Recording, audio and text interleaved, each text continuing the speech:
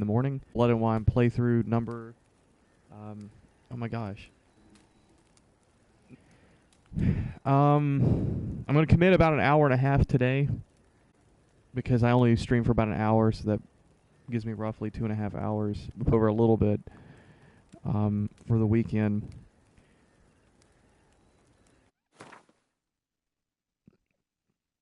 Good things is that I think we're about to level, which means that we can go ahead and move on with the Euphoria build. I believe that's the last thing I need to complete this build.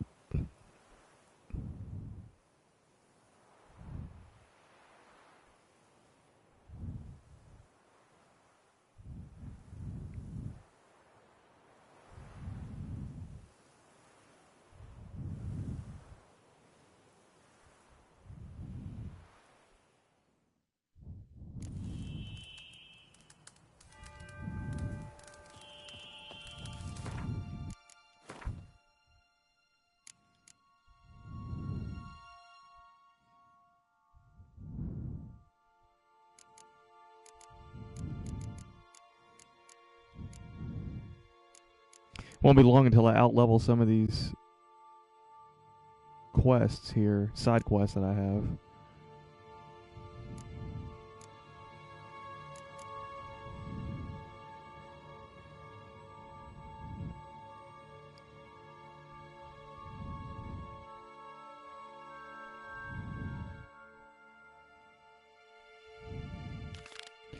Let's go ahead and meet the tournament's organizer for Gwent. We'll push this one forward. One day, Geralt came across a notice board with information about a Gwent tournament organizer by Count Monnier and to be held at the Pheasantry. The Witcher, as everyone knew, was not one to turn down a bit of card playing, so he decided to join the event. Little did he know what surprises awaited him there. And that's going to take me back toward, yep, the Beauclair.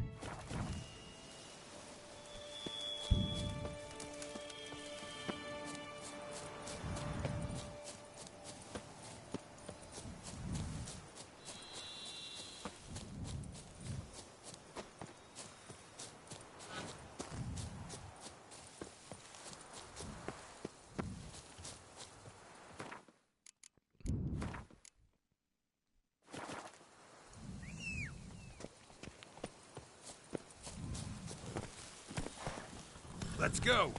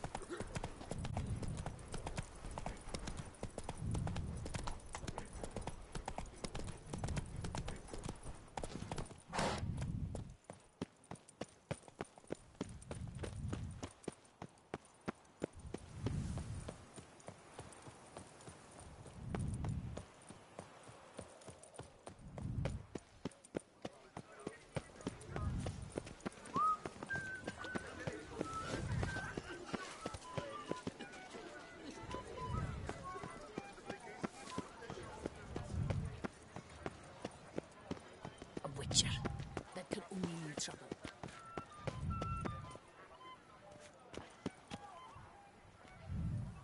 Have I even been over there?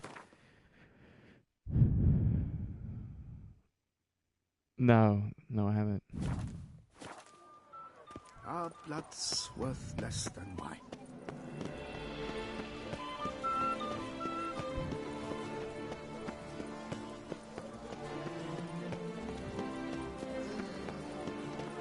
Oh, damage!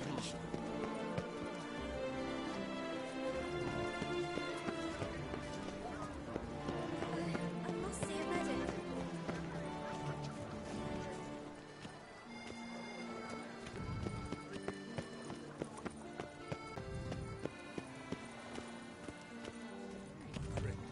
You're in Beauclair, see?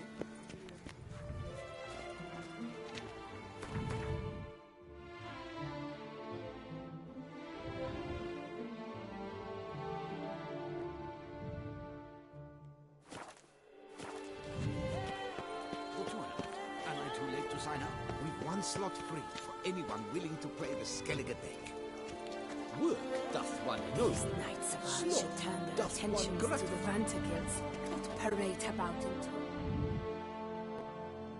I assure you, Skellige is just as strong as the other factions. It shall soon be considered canon. Of this I'm certain. I don't know. Always been a Nilfgaard man myself. I must give it some more thought. Geralt of Rivia. Saw a notice about a Gwent tournament. By all means, you've come to the right place. I am Count Martin Monnier, Organizer-in-Chief. Our tourney's more than mere diversion. We've a mission, see? To spread word of my brother's brainchild, Skellige, a new Gwent faction. New deck? Where'd you get the idea? I mean, why bother? All Beauclair knows me as a great lover and promoter of Gwent. My brother, dead for some time now, was known to be the same. We shared another great passion, travel. Spent a great many years at sea in our youth, marking out our territory in multiple corners of the world.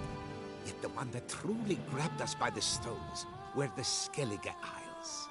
The stormy sea, consumed by a fever, a suicidal awe, dashing itself against somber cliffs. That is the image I retain. It and others like it inspired my brother to devise the new faction. These new cards. Tell me something about them. Their design embodies the Isle's spirit. The rage-filled potency, the rough, brutal beauty. Famed Skelligers, heroes of lore, berserkers and beasts, ogle us from the cards. Bran Tuirsek is the faction's leader, of course. And the other famous Skelligers? Hjalmar and Serisan Kreite, naturally, though not conjoined. Also Heimdall the hero, the venerable druid Ermion, the list goes on. The tournament. Where do I sign up to play? Right here with me. I condition, you must use cards of the Skellige faction. You see, I've already asked a great many seasoned players to do the same. Alas, all fear novelties, disdain process, care too much for the climax for winning. So they insist on playing with their tried and true decks. Long story short, you need a sucker who'll risk it. Take a stab at proving Skellige's no worse than the established decks. Best way to do that'd be to win this tournament using your brother's cards. We understand one another perfectly, I see. Behold this trophy, standing stiff and strong. It could be yours if you win. Not bad. Could look great in my house. On the sideboard, maybe. All right, I'll give it a shot. Play using the new faction. That is an exceedingly good rub to my loins. Just one small adjoinder. I can only provide you a basic Skellige deck. My brother, alas, gave away or lost many key cards. No chance I can win the tournament with these cards? An issue easily resolved. You must simply face local Gwent competitors, win the missing cards from them. Besides, it will be very good practice for the tournament itself. Here, the cards I can spare you. Take them, please. The rest I keep for myself, for I too intend to play as Skellige. Already got a good enough deck to play in the tournament of Skellige. Might I have a peek? You do indeed. Come back in 2 days' time, then, for the start of the tourney. Doth one know? Sloth doth one gratify.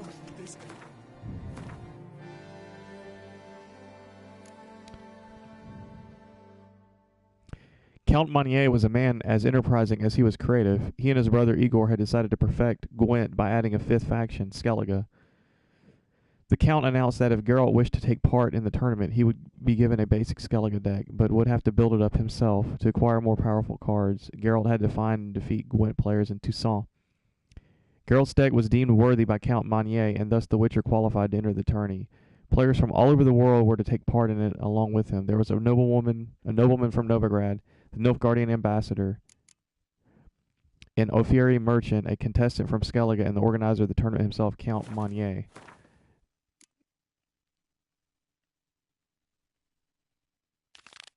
Collect the missing cards in the Skellige deck.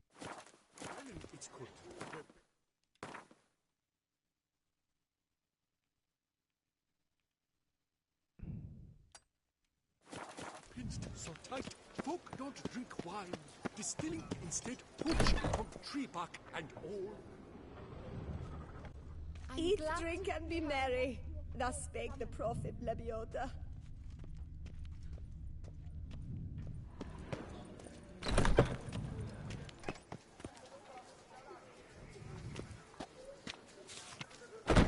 Huh.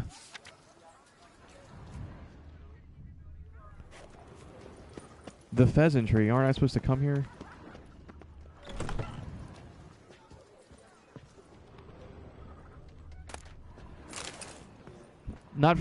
Supposed to come here not for the Skellige quest, but for something else.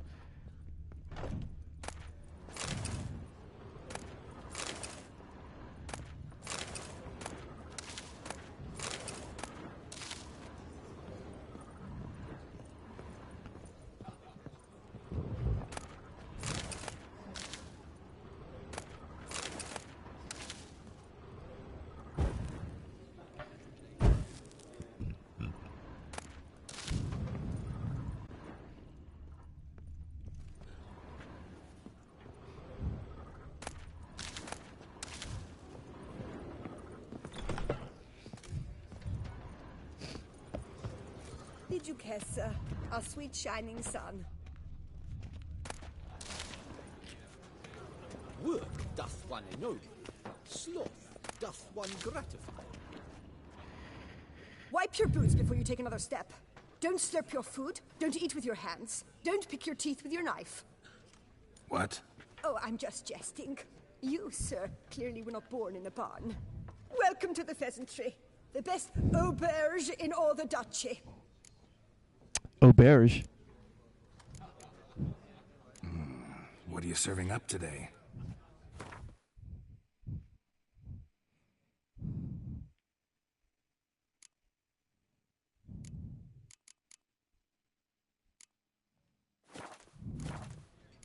Let's do a round of Gwent. 25. I know you're busy, but round of Gwent.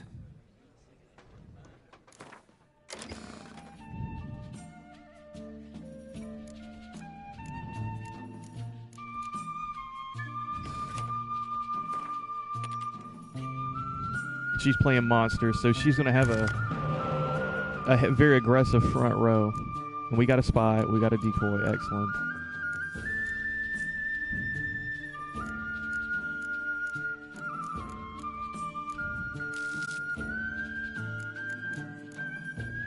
Here we are. We got a heavy back row, and that's exactly what we want.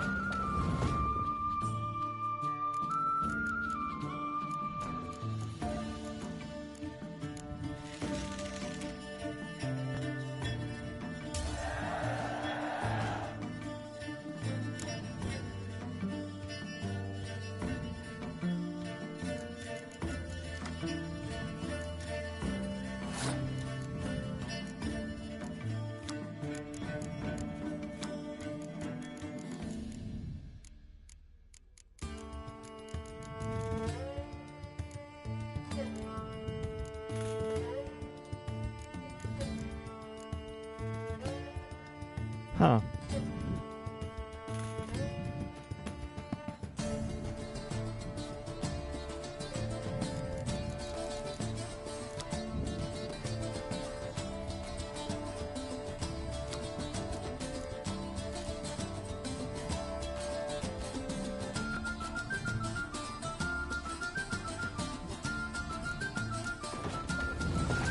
We'll see what he does.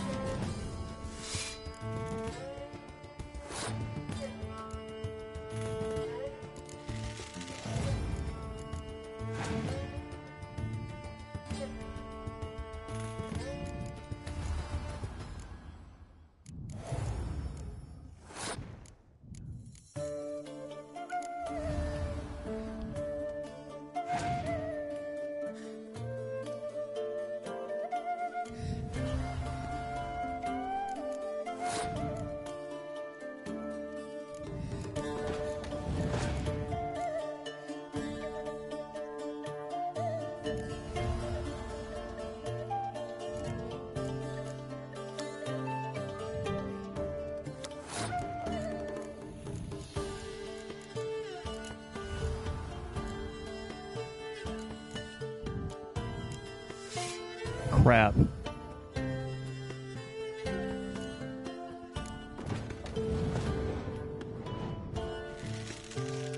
I just messed up, dude. I just threw this away.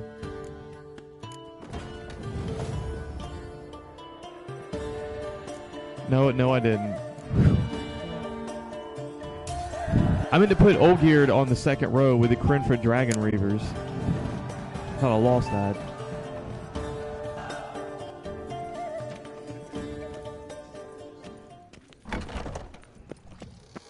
Oh yeah. Hold on.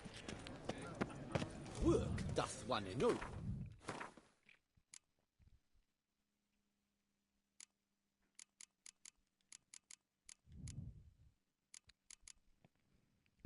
Ask the owner of the pheasantry about the mysterious spoon. While snooping about that cursed Trastevere estate, Geralt happened on a strange spoon-like key. Attached to it was a note. The note labeled the strange spoon as the property of the pheasantry, known far and wide to be the finest tavern in all the Duchy of Toussaint. Sloth doth one. Welcome to the pheasantry. Spoon like this. When you set a place, where's it go? My oh my. It seems rather a fanciful bouillon spoon. Or a key of some sort. There's a note here. Yeah, note led me here. Any idea what the key might open? Never seen it before. But you might search the cellars. The previous owner left all sorts of knickknacks there. See you later. The cellars. So that means we had to go downstairs. Thus spake the prophet Lebioda.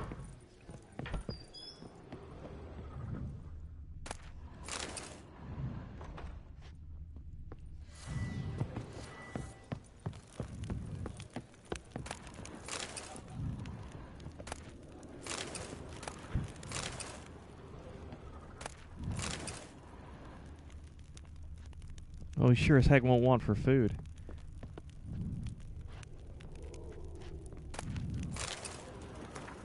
Old pamphlet. Dear Beaucleroi, wake up. You are being diddled in the derriere by a ruling elite which plays you like fiddles. In broad daylight they have conspired to deprive you of the rightful heir to your throne. It is the Duke's eldest daughter who should take power after his death. Yet he has fed you far-fetched tales about some curse enforced on you, his younger daughter. Do not stand idle, do not tarry. Revolt, all those who will not allow such treatment of themselves and their fellow subjects, let them be at the ready. The rightful heiress to the throne might return at any moment, and then she shall need our support, a concerned subject.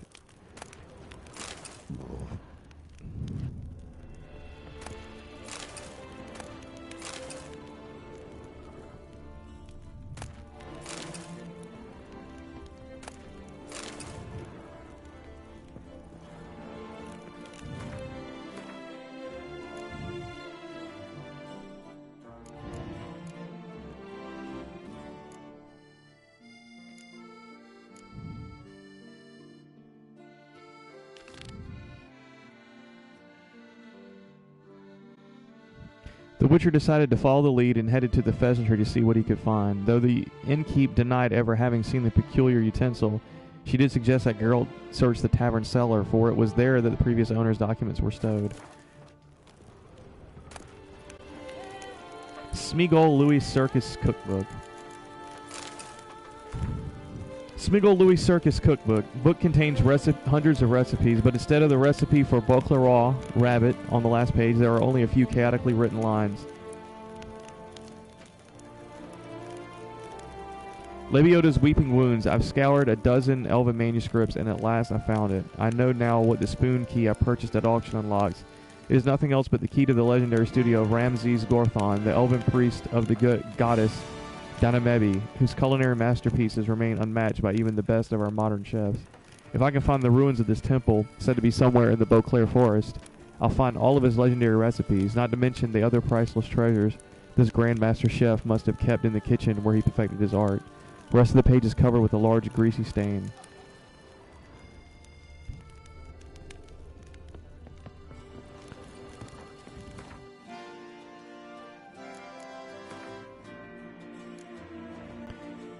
In the cellar, Geralt found some notes. These in turn stated the spoon was a key to the studio of a legendary elven cook. The studio supposedly lay hidden amidst the ruins of a temple to the goddess Danamebi in the Bleshur forest. Alright.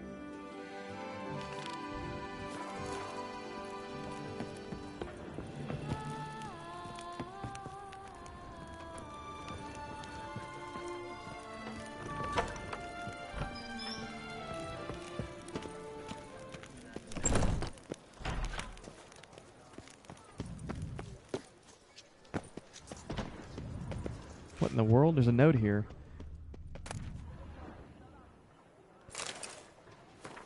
Letter from opponents of New Gwent faction to the cock-sucking scrote sniffer organizing this fucking disgrace of a tournament. Monnier, you cunt of a count. It's bad enough you go ruining our cherished game, but now you've the bollocks to put on a public tournament where the hallowed rules of Gwent are openly flouted. You might as well have took a resty dump on the graves of our ancestors. Folk who don't respect tradition don't deserve my respect either, so shut your fucking freak show down now, or I'll shut it down for you and beat your daft head into a bloody pulp while I'm at it. And don't think this is an idle threat. Note this letter is signed because I'm not some fucking coward blowing off steam in anonymity, but an outraged citizen ready to take matters in his own hands. And there's a shite load of others ready to do the same with me, with no fucking regards whatsoever. Yaki. Well, damn. Some people pissed about this new faction. Simply won't do it.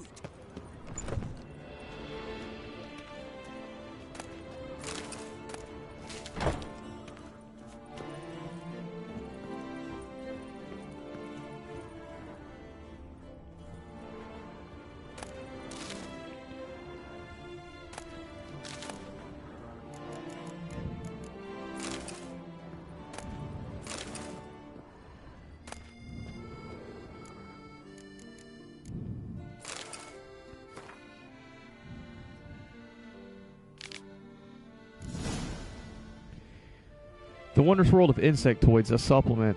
Let it be known there exists no being more wondrous than the giant centipede. Verily I say unto you, blind is he who fails to see their evolutionary advantage over all other species. After all, is there another creature so perfectly adjusted to living under the ground, as well as on top of it, another being able to pelt through passages invisible to the naked eye and construct stunning subterranean cities? Verily I say unto you, let us bow before the divinity of 1,000 limbs before it is too late. Let us shelter behind the chitin thorax, on which the swords of our enemies shall break. Let us bring nourishment for the great mandible. Let us devote ourselves to these wonderful giants, these titanic insectoids, these scolopendromorphs. Let us resemble shell mars. They're humble servants who make it possible for this grand species to become even stronger and even greater. Our toil shall be rewarded. I promise you this. Praise the great Mandible. Okay.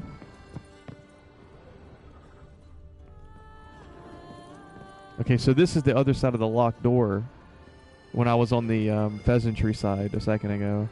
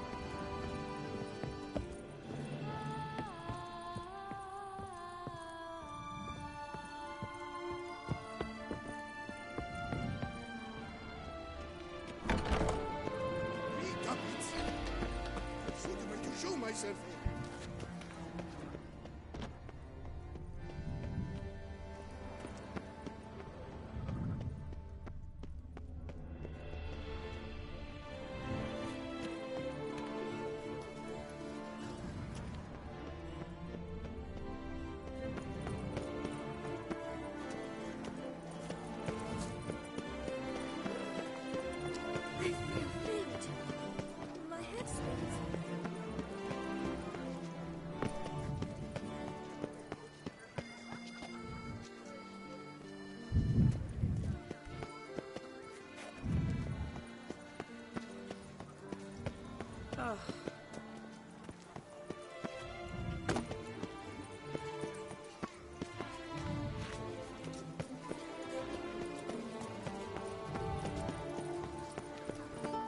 Do you know the colors I would see on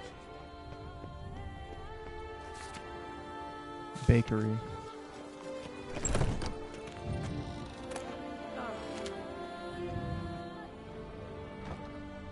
Good day.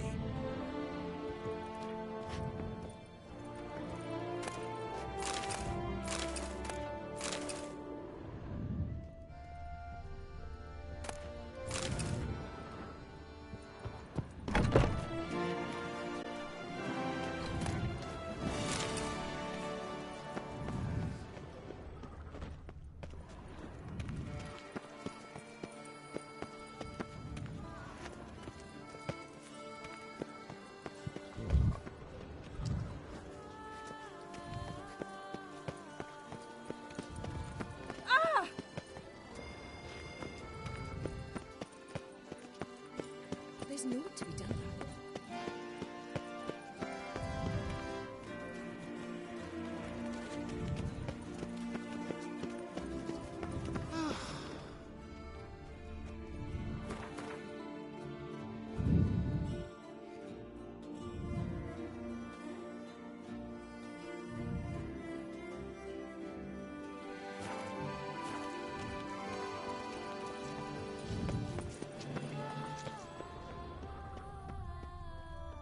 They say a great deal about you, and whisper.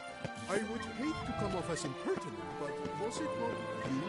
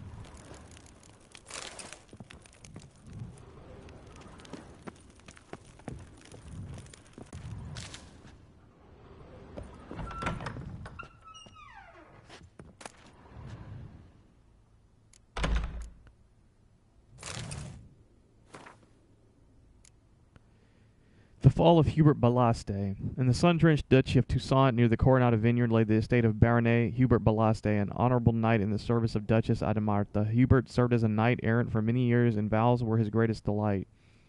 He swore to do things so grand they curdled blood of other knights. The Duchess finally recognized his courage and not only awarded him with an honorary title, but also granted him the land. Hubert thus had a place of his own on which to settle down and wait till his time came with dignity. He could find himself a wife and sire descendants as befits every self-respecting hero.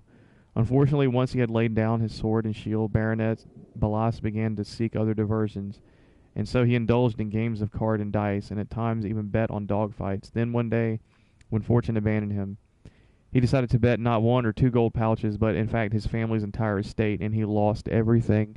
To add to this already unhappy state of affairs, Hubert Balaste, who was not one to take defeat lightly, flew into a fit of blind passion, donned his armor, and enlisted at once. Fortune, alas, smiled no more favorably upon him at war than it did at play, and an arrow found its way into Hubert's leg. Then he died of gangrene.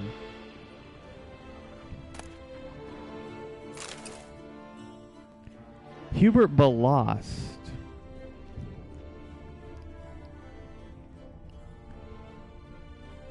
Was that the name of the ghost that I found in the crypt that was arguing with his wife? And she was pissed off. She wouldn't let him use his Gwent cards because he was addicted to gambling. I think that's a callback. I have to go back and watch to confirm.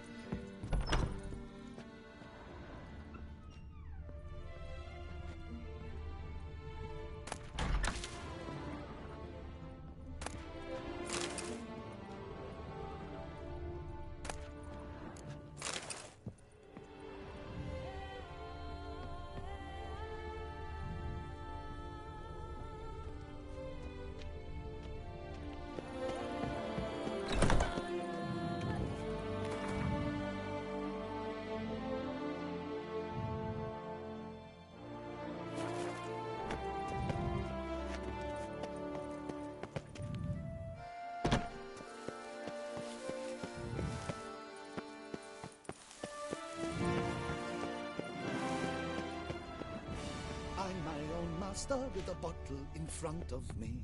It's no disaster, not like a frontal lobotomy.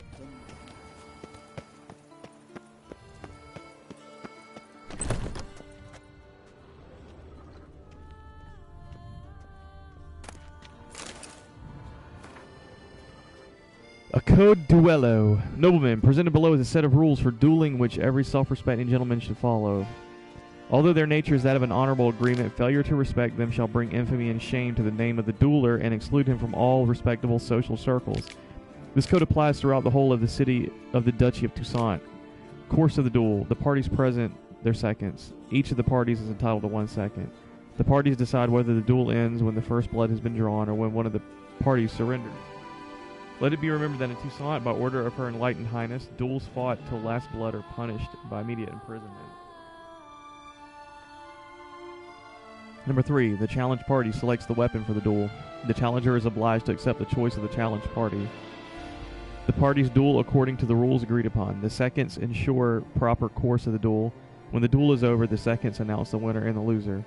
Note, it is strictly forbidden to put forth any claims, blood revenge included, based upon the defeat in the duel. The duel is commonly regarded as an instance, putting a definite end to the dispute. On hunting basilisk, a compendium. In our lands, that is to say, in the fair Duchy of Toussaint, the hunting of basilisks has a long and storied tradition, one reaching back to the dawn of our present history. Attesting to this is a note written by one Zenon of Tirchion, a leather worker, in the year 1023. In it, one finds mention of a commission for a corset to be fashioned from hide of that winged serpent called the basilicus by some. See Vedetto Fiari, manuscripts through the ages, 1278. While lesser hides could come from beasts felled by age or hunger, the costliness and expanse of this corset would have necessitated the skin of a basilisk taken in its prime, and therefore required a hunt. Without the engagement of a witcher, or as a last resort a knight or a mercenary, such a hunt would have perforce meant the gruesome death of the foolhardy hunter. Yet those adept at the task, witchers chief among them, hunted basilisks and their cousins, cockatrices, with great success, thinning their numbers till a mere handful remained. To give but one example, in the year 1100, basilisk of the Regulus platinum subspecies dotted skies all across our land, yet in the present day only one exemplar still lives.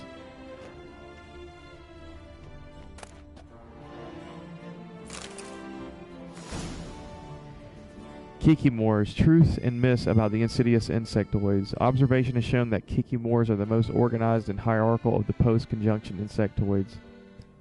Their workers follow the orders of warriors. They are all subject of the queen, which seems to control the behavior of all members of the swarm, even though she remains hidden deep in the ground. Considering the small size of the species' cerebral ganglia, which functions as a brain, one may hypothesize that Kikimores possess a sort of hive mind, making them similar to ants. Alps. Bruxae's dangerous cousins. In the course of my research into Bruxae, I have stumbled upon certain inconsistencies that in no way correspond with what we already know about these dangerous vampires. My investigations have revealed that these seemingly erroneous accounts were in fact describing an Alp, not a Bruxa. It is an extraordinary discovery, a true milestone in the classification of these monsters. Even though legends tell of these vampires turning into pitch-black hounds or venomous toads, personally I do not believe an Alp is capable of such polymorphy. However, it is almost certain that similarly to a Bruxa, an Alp may transform itself into a beautiful woman. This ability allows the species to blend seamlessly into crowds. To think that I may have passed such a monster completely unaware is fascinating. One of the fundamental differences between Alps and Bruxa is their fighting style when in the form of a vampire. Alps possess the ability to turn into fog, which allows them to move noiselessly and attack by surprise. Most likely this is the root of the name common folk have given them, fleetlings. Okay, I'm getting quite a few bestiary entries. I need to pay attention to this.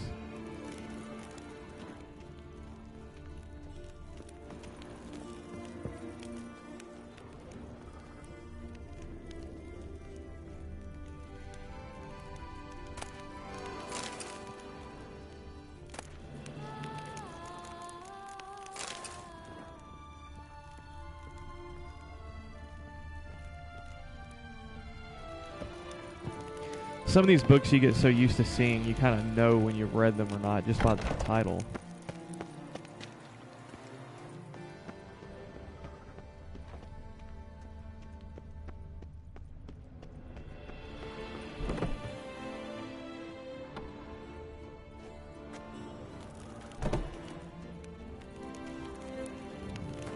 Is this where I fought the vampire? Yeah, it is.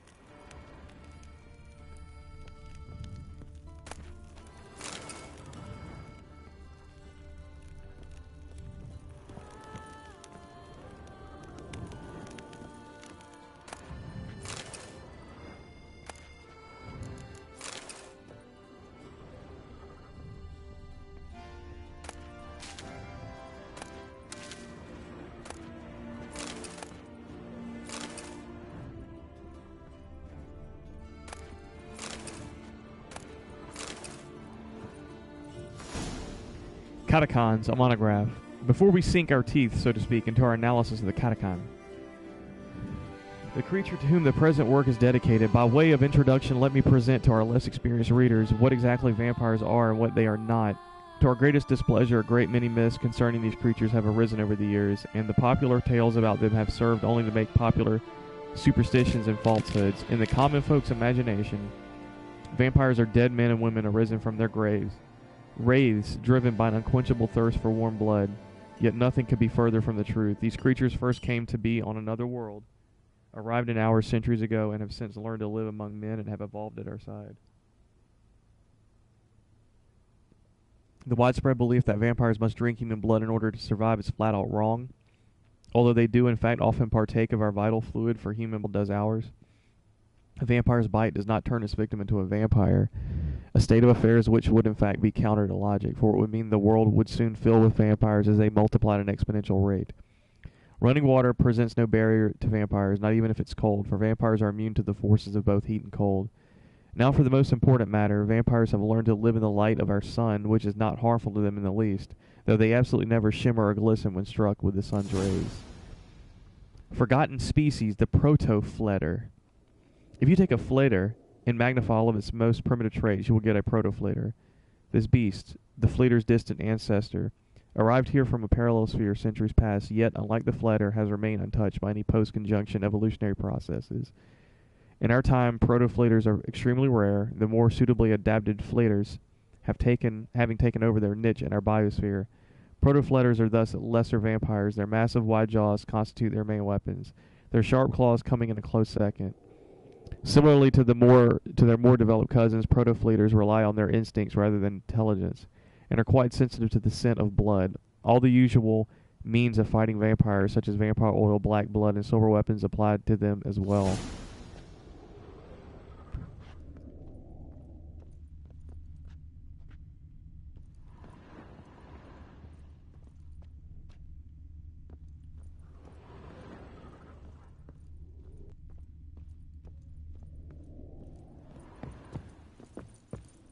I don't remember the game being so dark.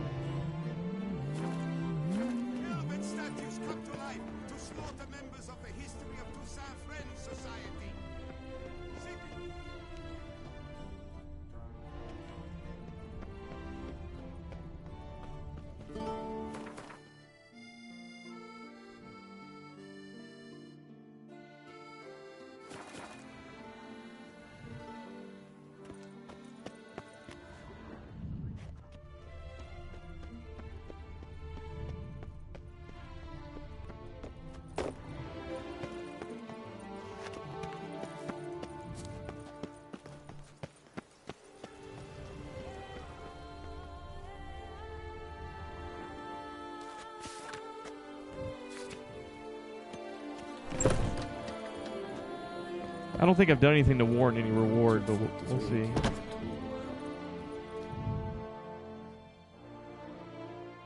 Greetings, knight. Nope. Nope. Well, see you later. Go in peace, fair knight.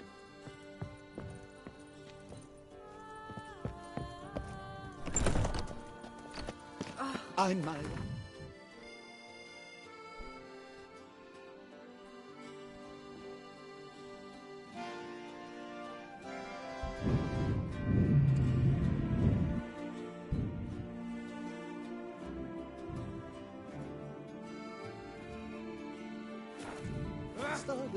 Hey, excuse me.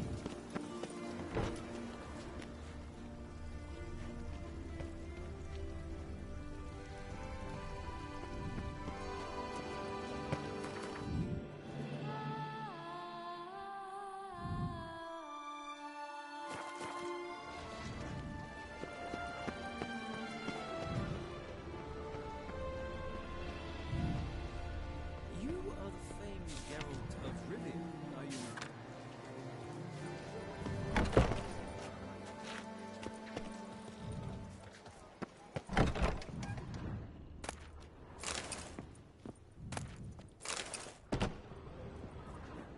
Pierre. Sacre bleu. It's a crime. You're from the north. That's painfully clear. Excuse me? There is no excuse. There is but the need to outfit you anew. My salon stands open. Please come in.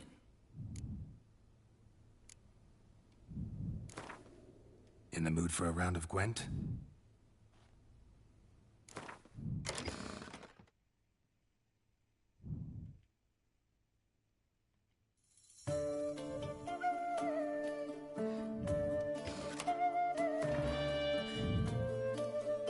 crap. He played Nilfgaard too, damn it.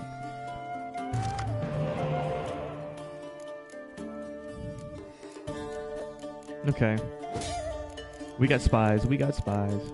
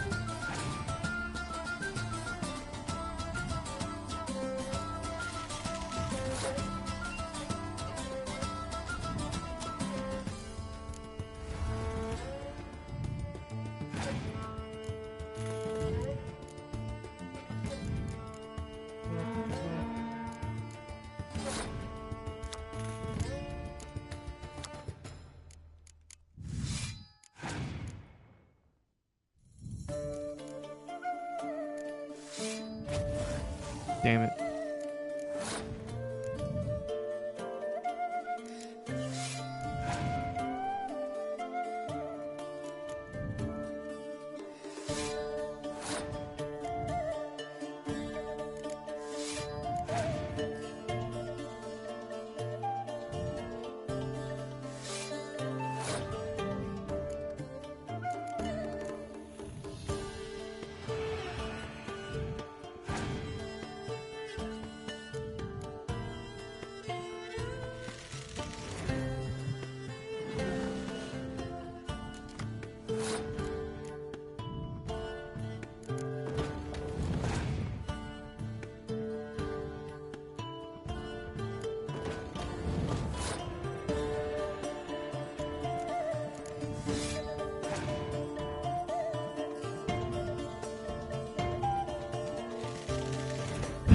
Oh, crap.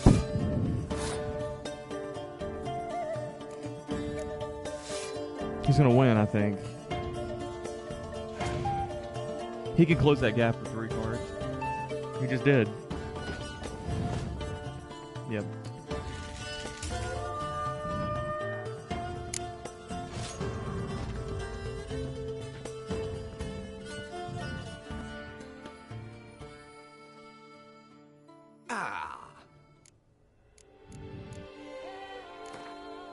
In the mood for a round of Gwent?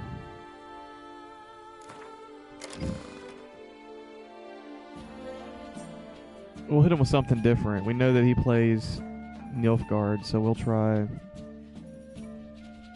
Hell, we'll try the monsters.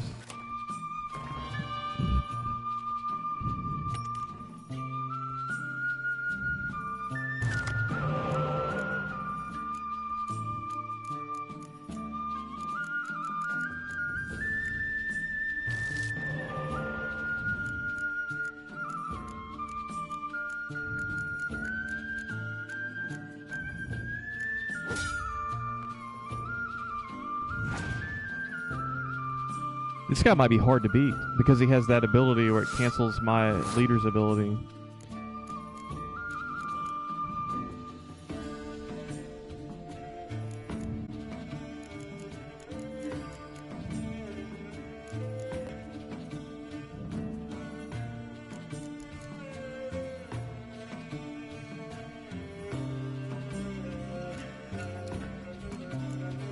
Hard first.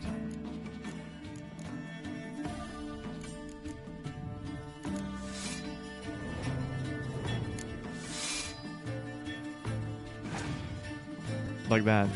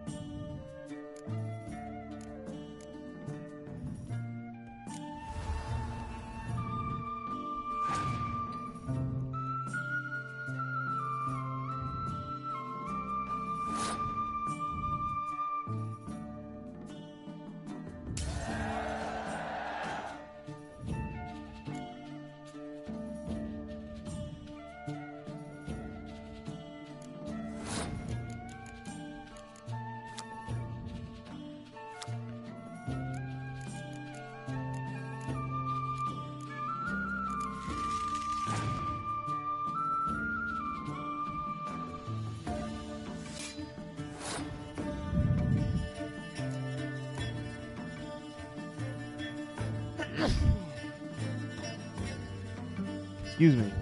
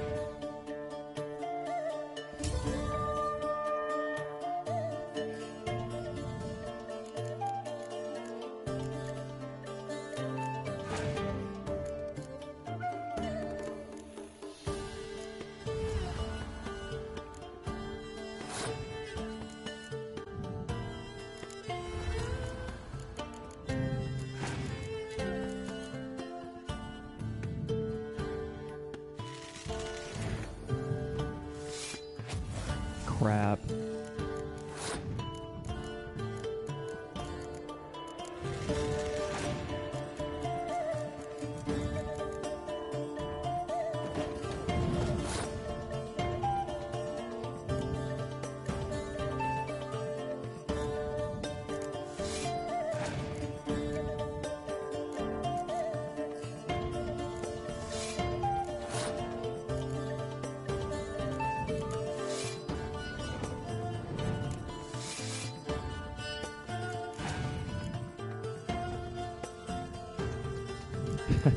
Why did he pass? I don't get it.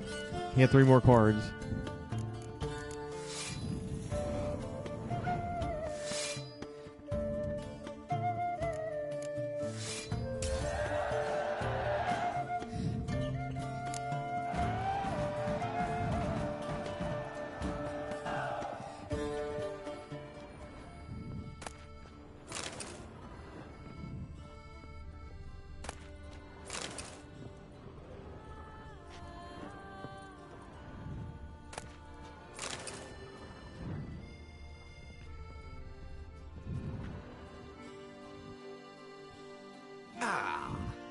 Welcome back to our north.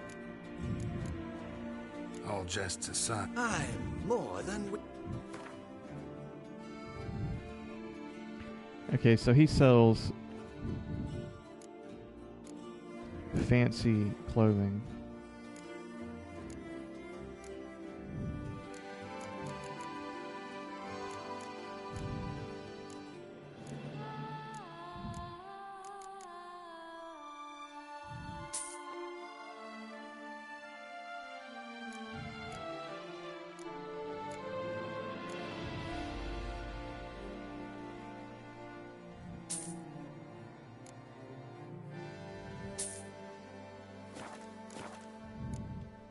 Thanks. Think that's all I need for now. Ever your servant, sir.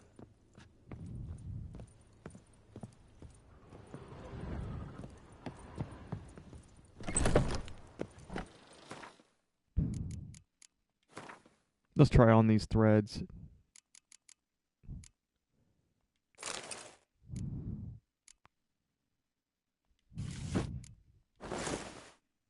There we go. Much nicer.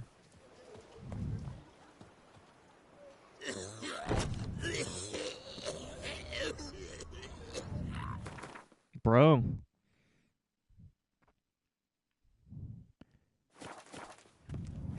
Needs to stop smoking.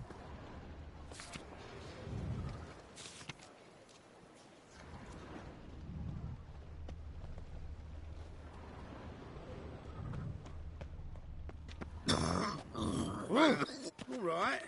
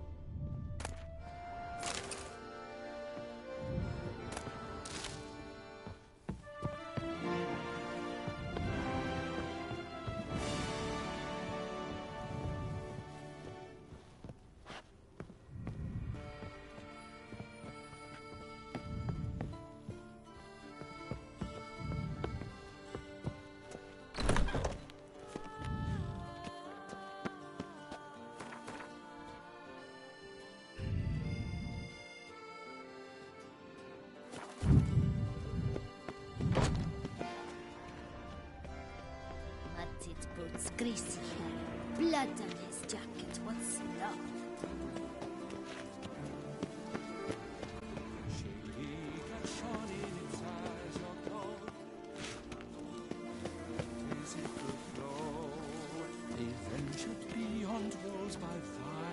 A smashing place we have. Wine by the barrel, peace and quiet. Bidding them farewell, the gravestones must covered. They strode peacefully on by doubts unencumbered. The witches' blade flashed, juices spouted, and I'm sorry.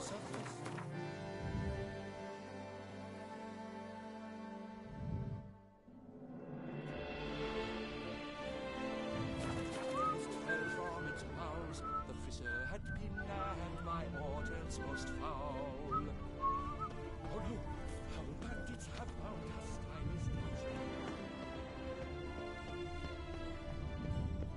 I've 3 doublets, none of which are suitable to show myself in. Oh, that's bad luck. My tooth! Greetings. From Finley!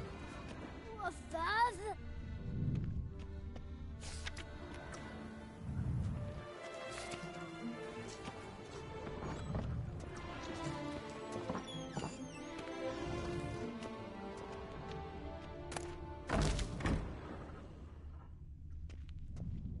Doth one gratify?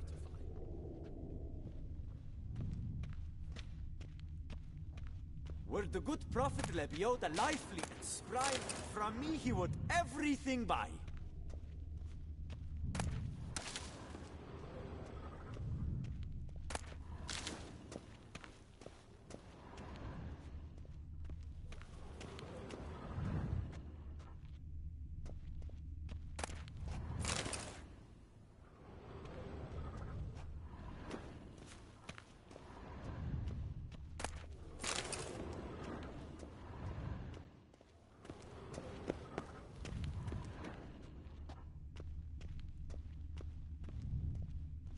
My prices are the best this side of the Yaruga.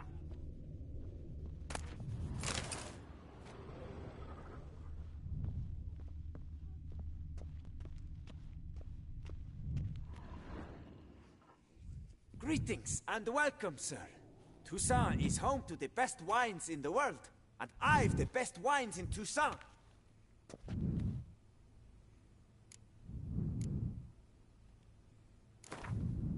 Care for a round of Gwent?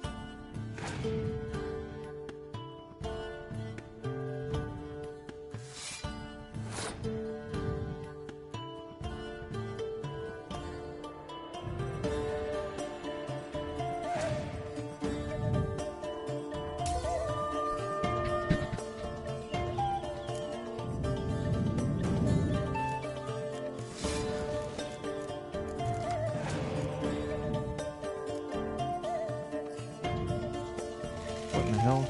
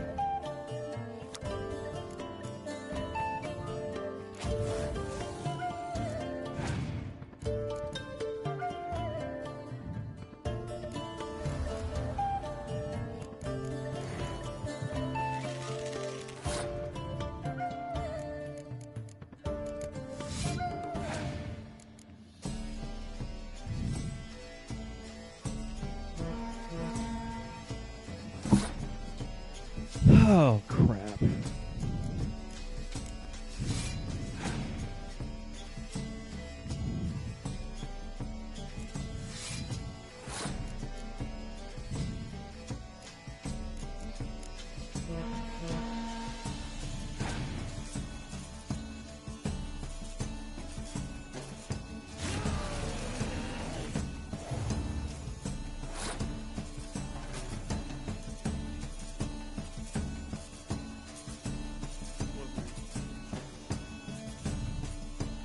You mean eat it?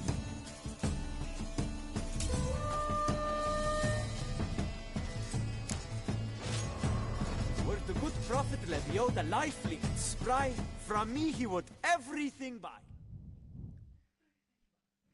Welcome Alright, so I got to back, bring out the big my friend. guns. How can I be of service?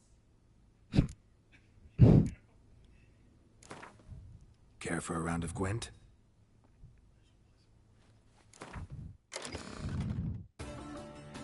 Alright, so the damn Skellige deck is whipping. I'm gonna go back to the tried and true Northern Realms.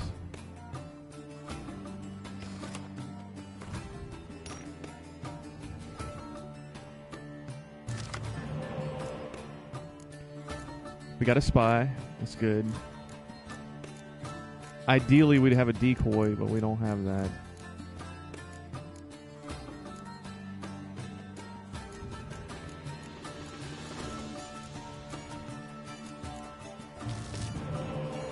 Yeah.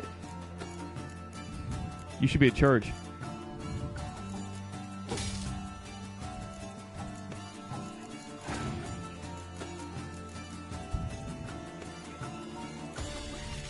I'd recommend going to either Bilo or the Food World, man.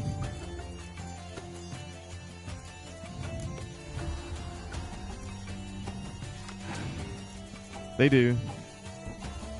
For sure the Bilo does. The Food World does too, but not as much.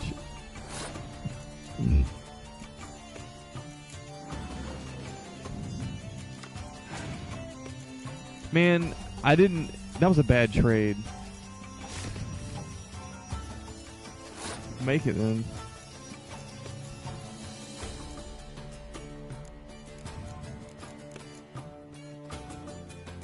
So what? This will kill the strongest card on the battlefield.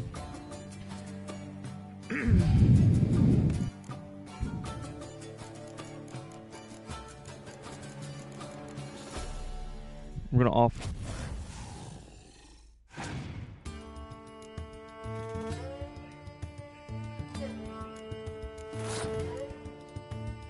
Without the tofu. Right. Come on. Okay. Are you wanting to make a tofu stir fry? Feel free. Anything in there, you use it, dude. Like, just use it. Just cook with it. Maybe not the one that you're cooking. I have, but I made like a tofu like fried rice. And it was, I think it's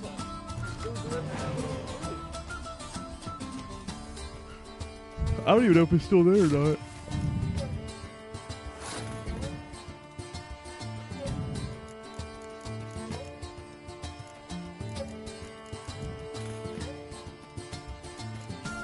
I don't know about this darn Skellige deck, man.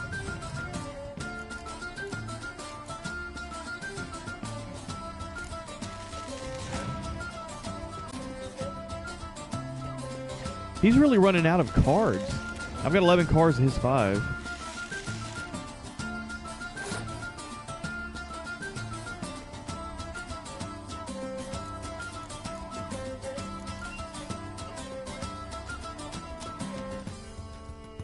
I think I'm going to go ahead and give him this round. Because I have 6 card advantage. Final round, so he should be able to win easily.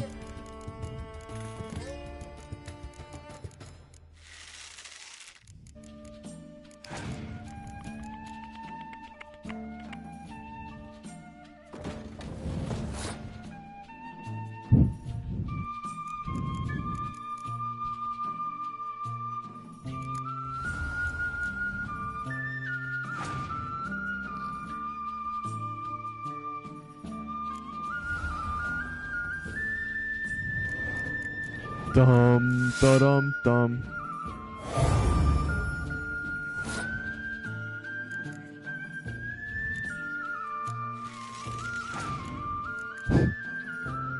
It's always simple and dumb. This is insane. This Skellige deck, he only had 5 cards. Now his attack power is up to 63.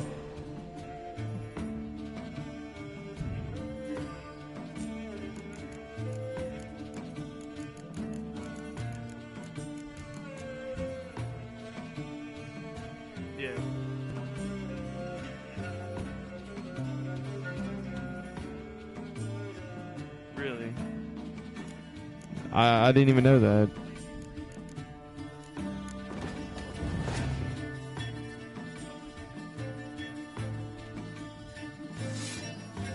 I don't know why they did it that way.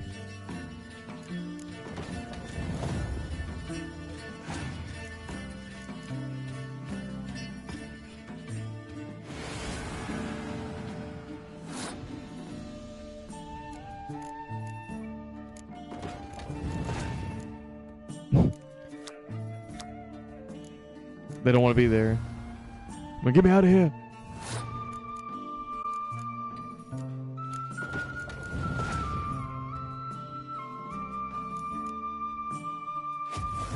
Son of a bitch. Am I never going to beat this guy?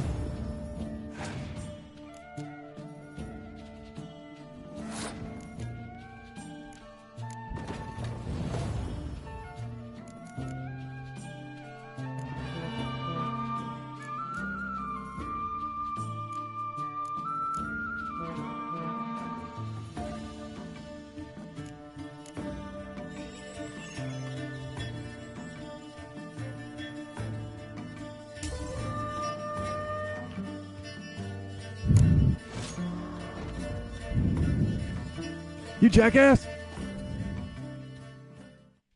Welcome back. Show me what you got. See. So he's got a bunch of wine. Of course, it's a wine cellar.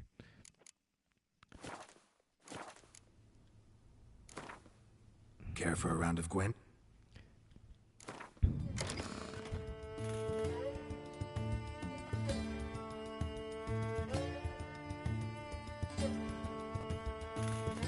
Let me throw the monsters at him, damn.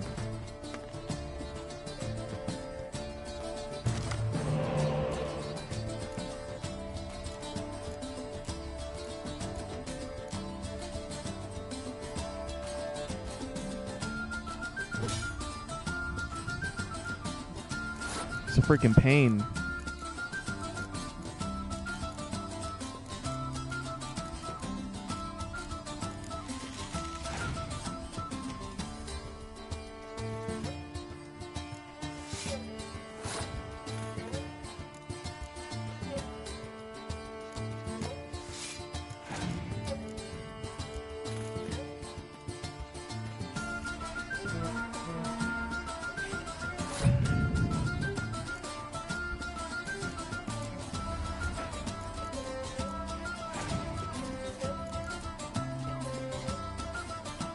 Okay, he passed. Win the first round.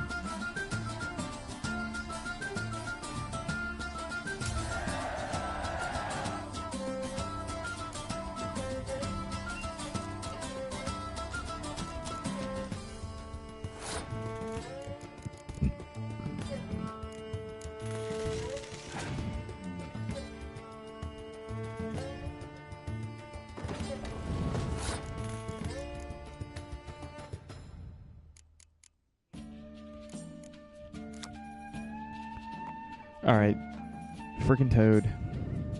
Squats in the sewers. Okay. Oh, man. Alright, we're gonna pass this round.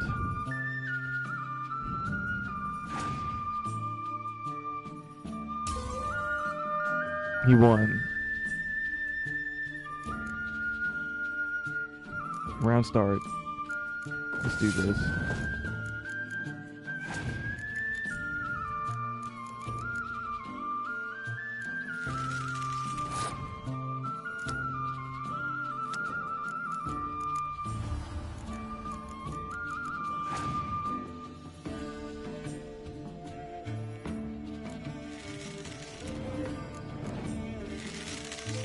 There we go. Perfect time to play the Toad.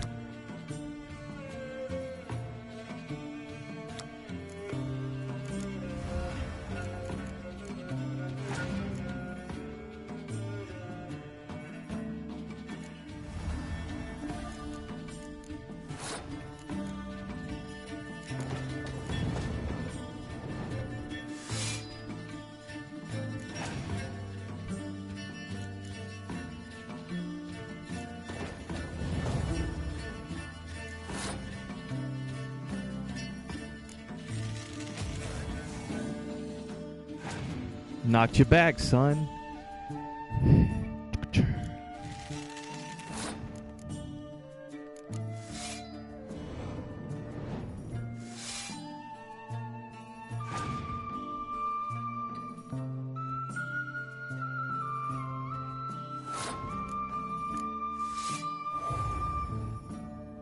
So is that the only thing about that game that, like... Eridan. Yeah, we just destroyed him with the monsters deck. So we know what a hard counter is to the Skellige faction is.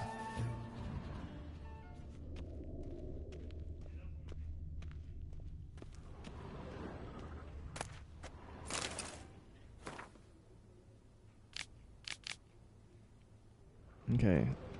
Okay. Chardonnay.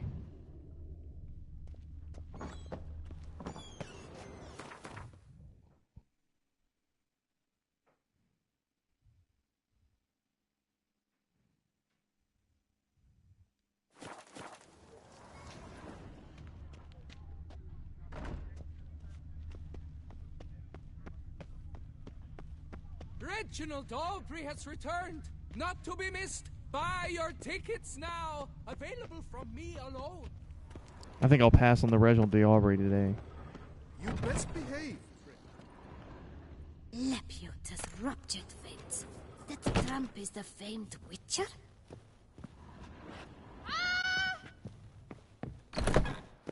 Sir de Pirac Perundead.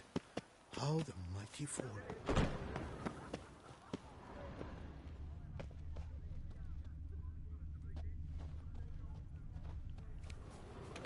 At your service. At your service.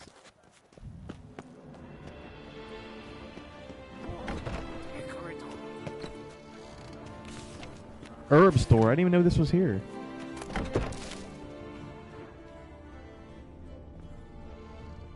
Beckett came up with it something awful this year.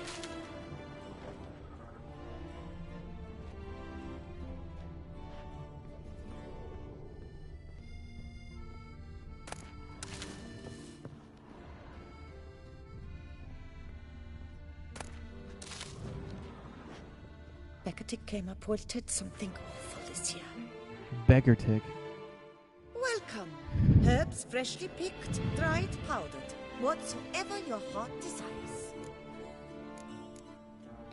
Let me see what you got.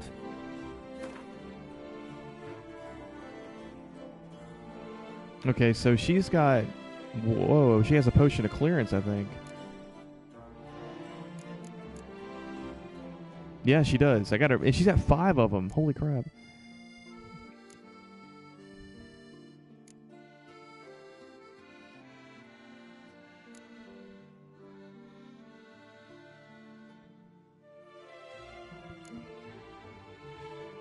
So, what is the difference here? Potion of Clearance returns all ability points spent to develop abilities to the available pool so you can redistribute them.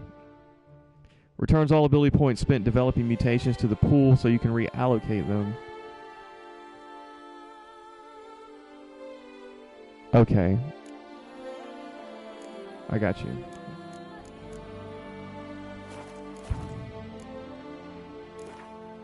Herbs schmerbs. But how about some Gwent, eh? She's kind of got a chubby face. Like an overly chubby face.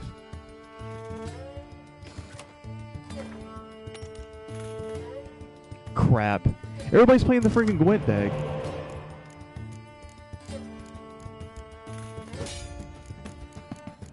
Thank God for spies.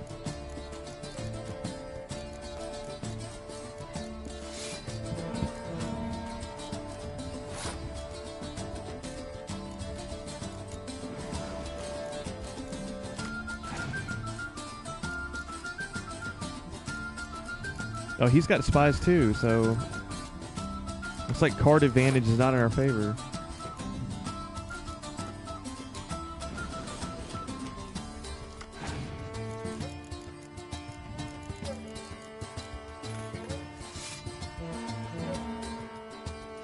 Alright, this dude, he wants to win.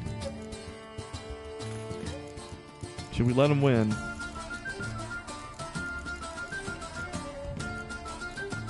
I'm gonna let him win this round.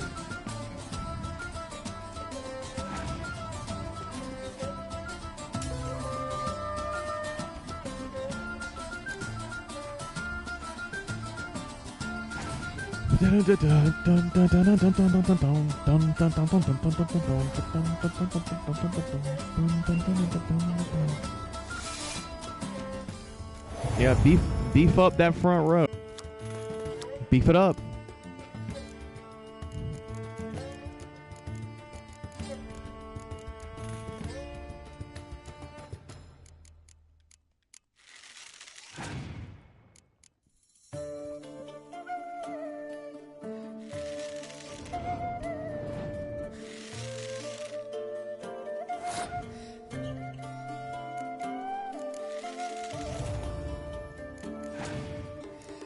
Yeah, he's going all out, man. Holy crap. No holds barred.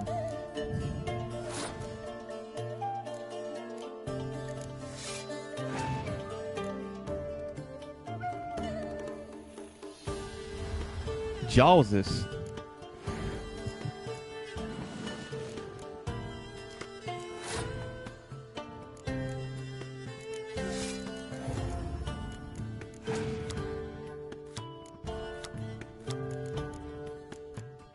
And I don't have anything worth returning back from the graveyard.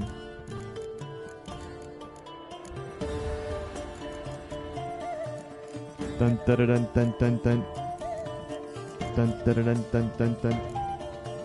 Dun dun dun dun dun dun.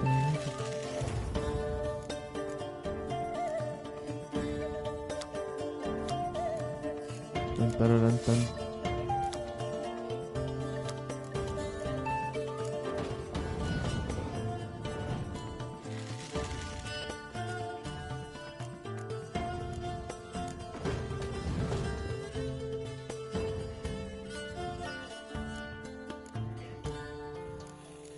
This like really screwed me over more than him.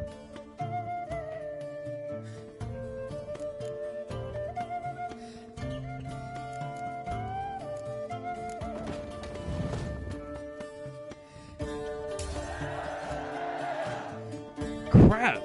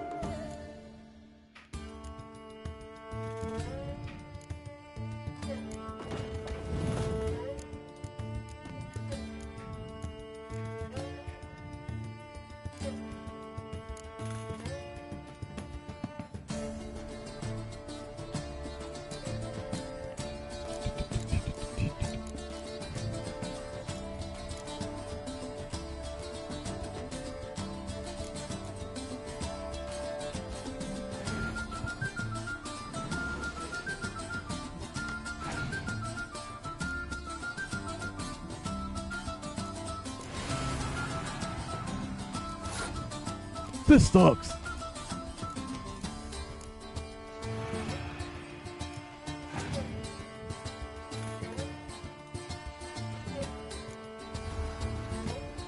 Can I not win? I mean, really, can I not win?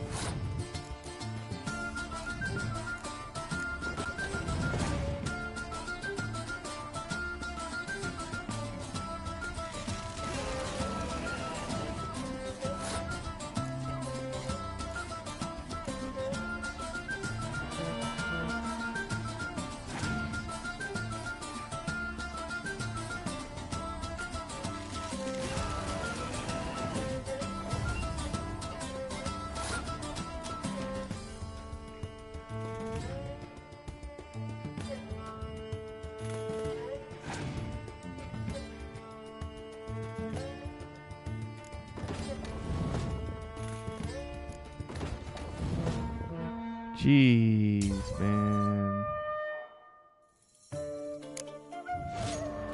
Hecate came up with something awful this year.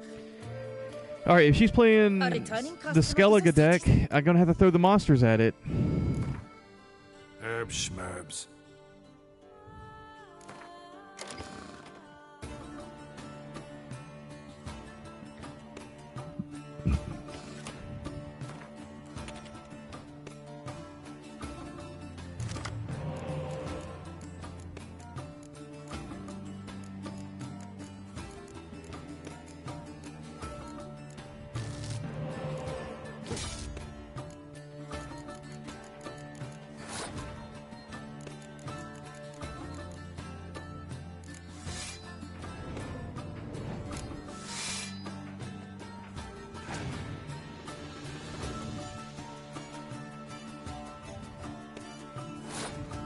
All right, there you go. Won the first round right off the bat. Bam.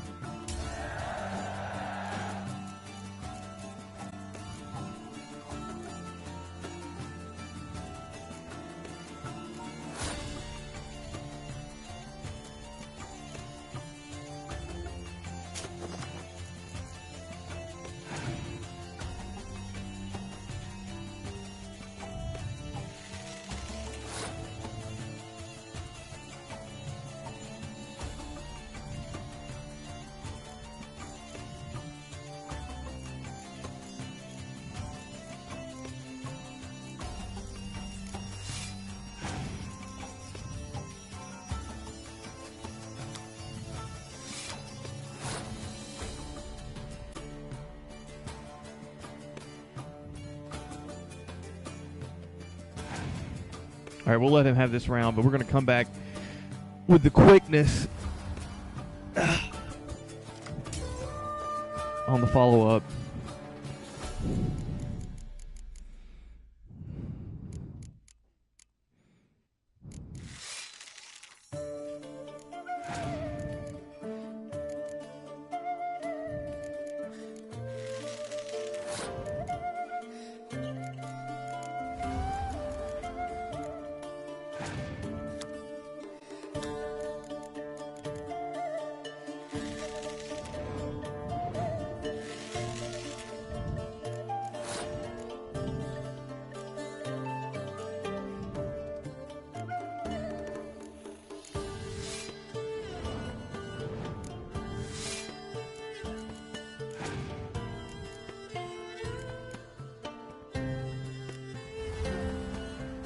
Neckers.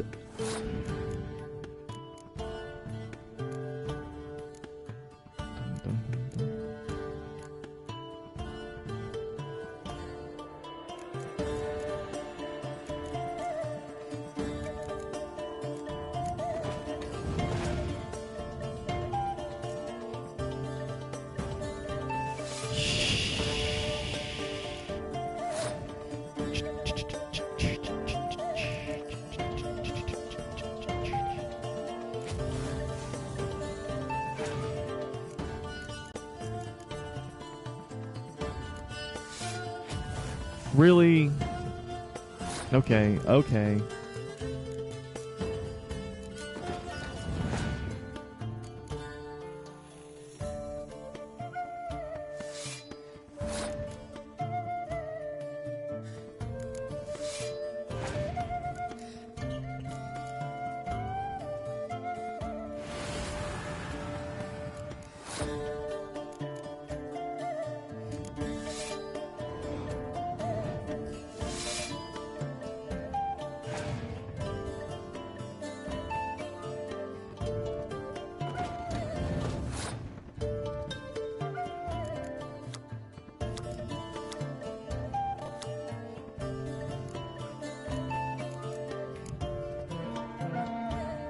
Okay, I just learned you could do something with monsters that I didn't know before. And arguably makes monsters the best deck in the game.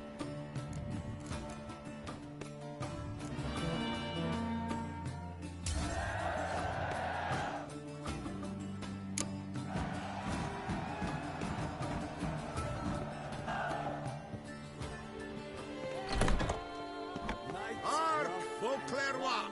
Her most gracious...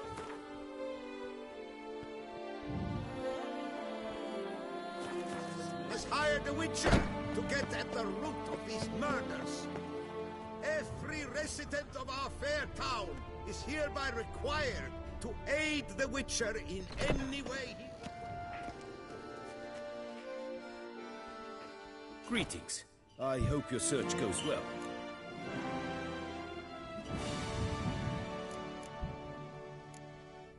What do you have on offer?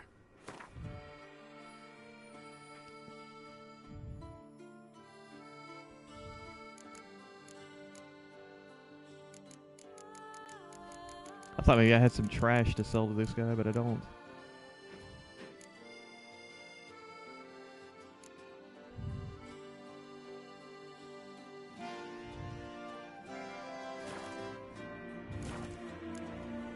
Farewell. Good luck on the path. Good luck on the path. Hark! Her most gracious Duchess has hired the Witcher to get at the root of these murders. Your reputation precedes you, Geralt. Stock the lard of the Duchessa herself. Alright, brother. Welcome, please peruse. I'm gonna sell my trash Show me what you got back there.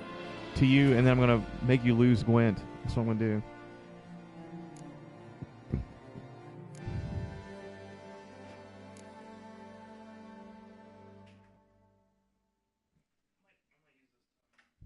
If it's still good, it's been in there for a little bit. There's some dried time up there.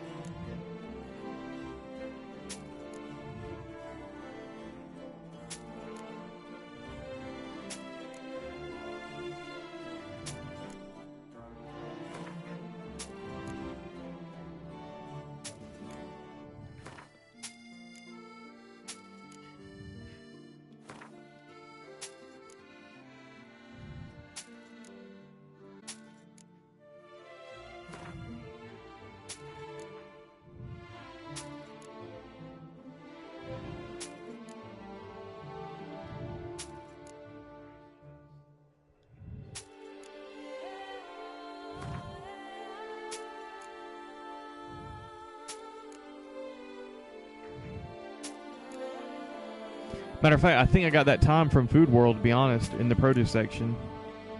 That particular brand.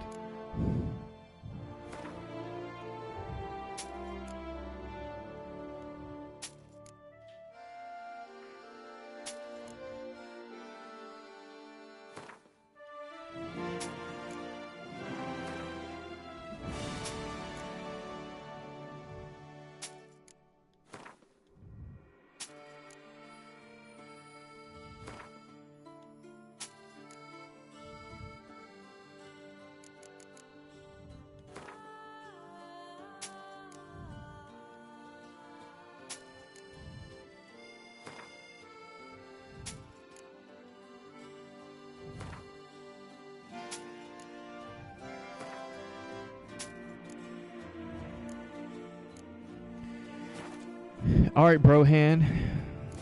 Let's play some Gwent. That's what I came here for. Instead of chatting, why not a quick game of Gwent?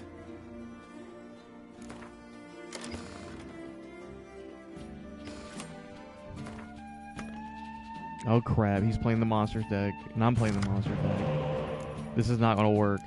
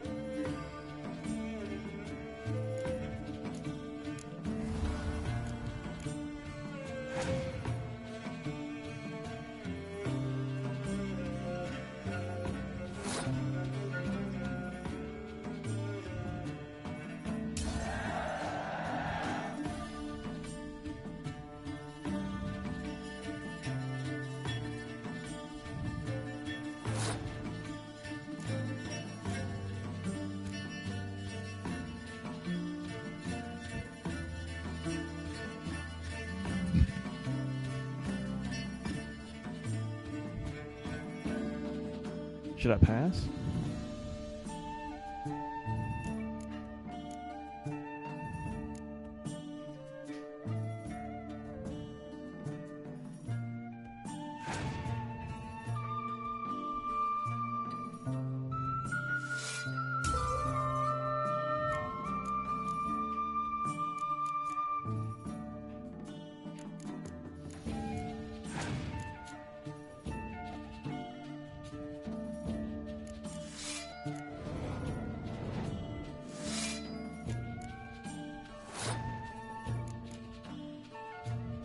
How about Siri?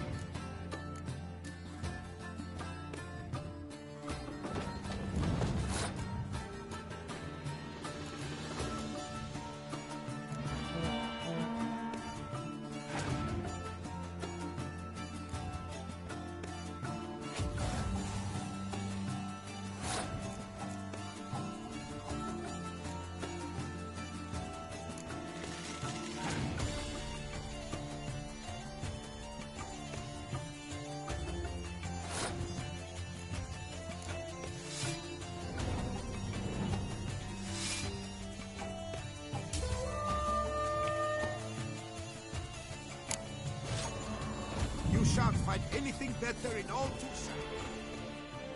Alright, brah. Welcome, please, Peru. Let's do this again, but I'm not going to use a monster deck against Instead of chatting. I'll use the Northern Realms.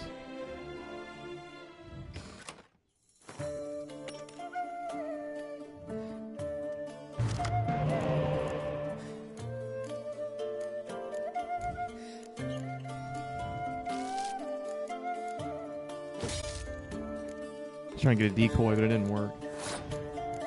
Got a spy though. Spy?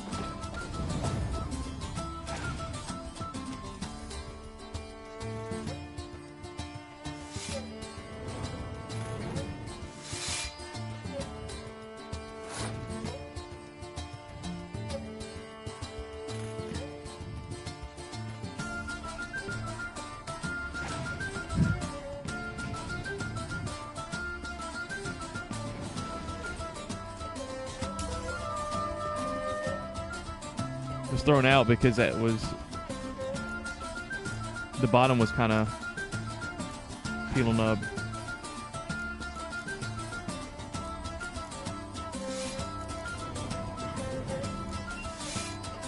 All right, we're gonna hit that front row with the ice, and that's gonna pretty much lock it down. Damn.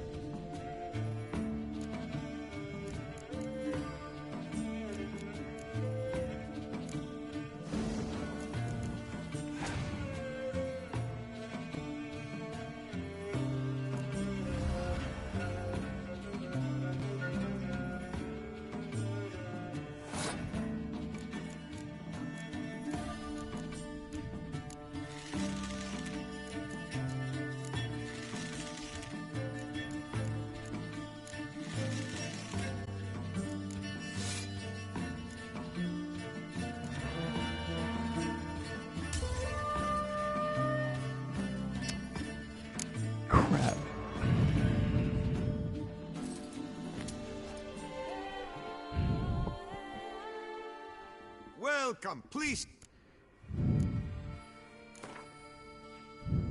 Instead of chatting.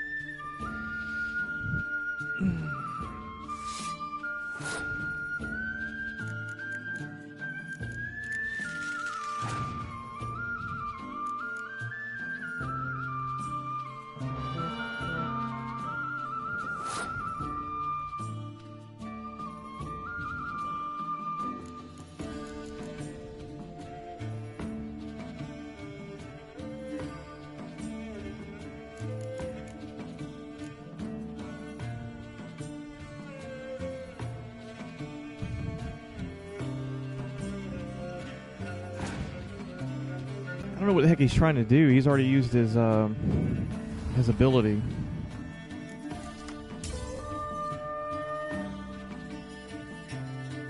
He's just trying to win the first round.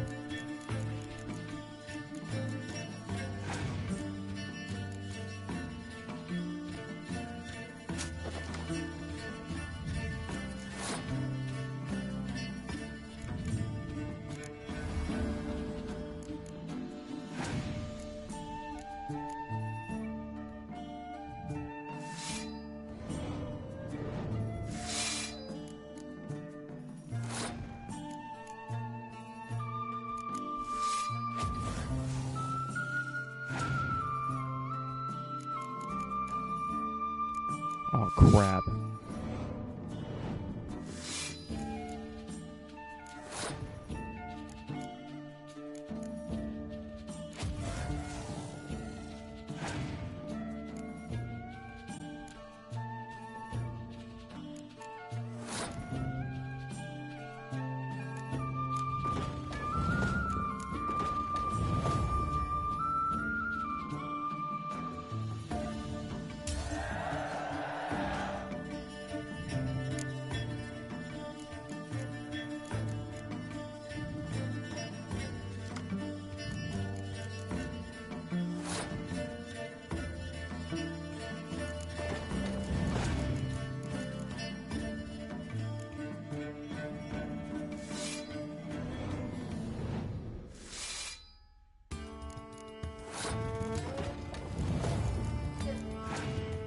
Alright, this is bad.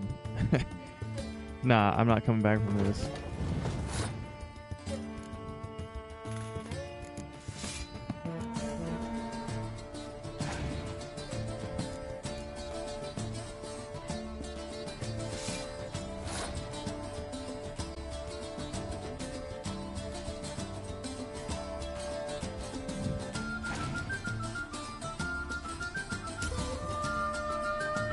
Alright, what the hell, man? Like, how would I counter this crap? I stock the larder of the Duchessa herself. Alright, brother. Welcome, please. I'm gonna sit here and brag about how you kick ass at Gwent. Instead of chatting.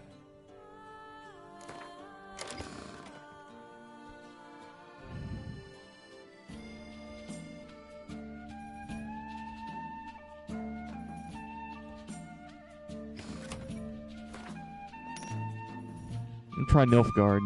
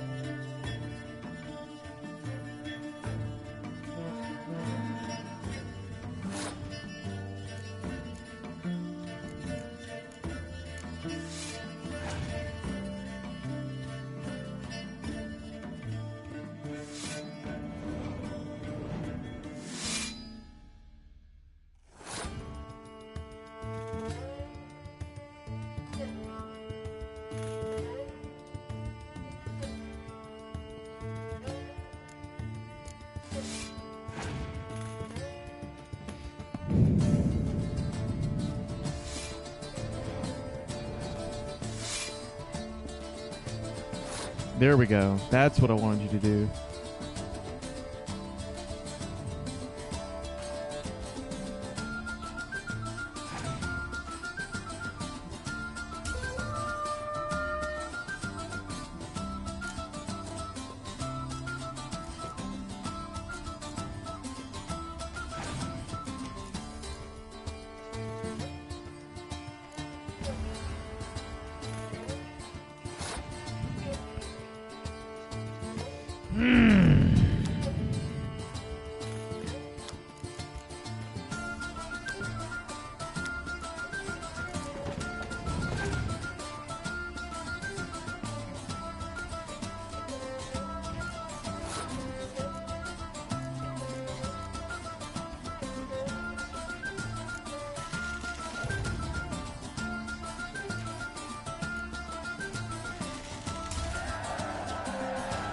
Whoa! By the skin of my friggin' teeth.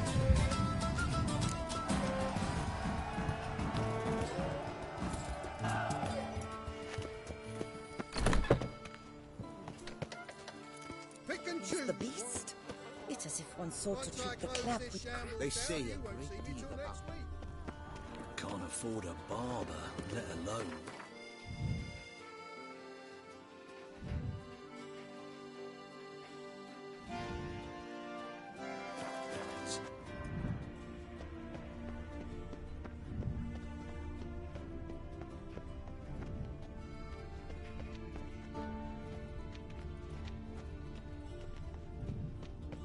Good folk, have you seen these prices? Damnation! I must have drunk a Oh, that's bad.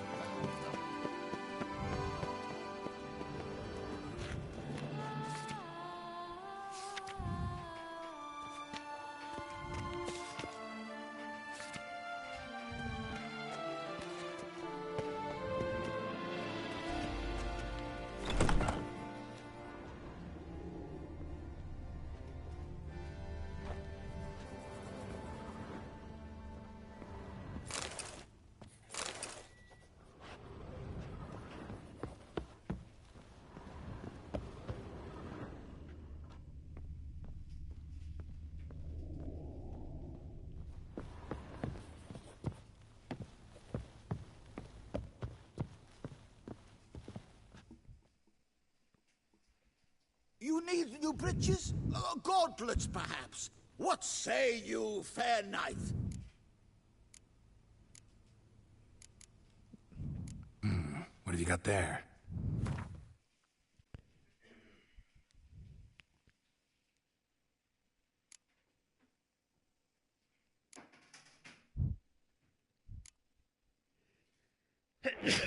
Jeez.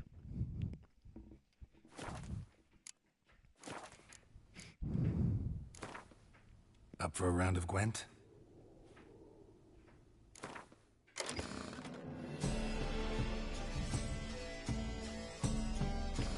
Let's try the Nilfgaard again. He's playing Northern Realms. Clear Weather, Commander's Horn, Spy.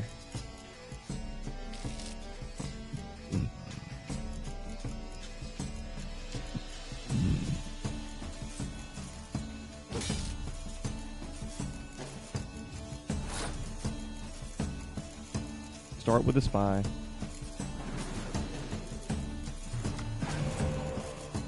Got another Spy.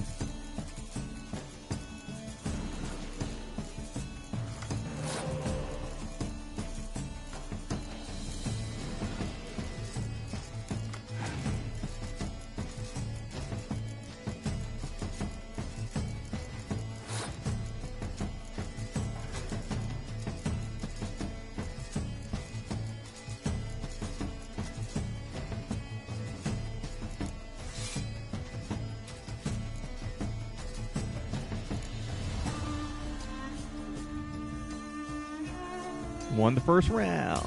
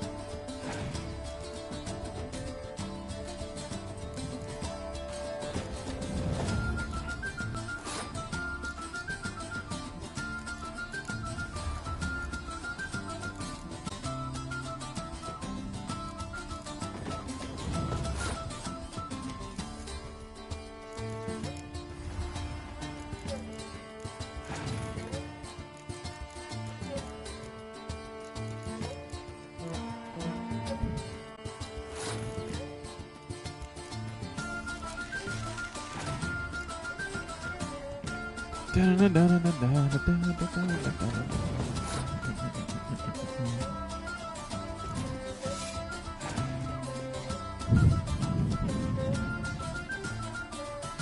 you use tofu? Do you pat dry the tofu and try to squeeze the water out of it? You know what's funny? There's a Vietnamese girl on YouTube. She says that you don't, like, you're not supposed to do that, or you shouldn't do that. She's, you know, you think not that long, really. Yeah.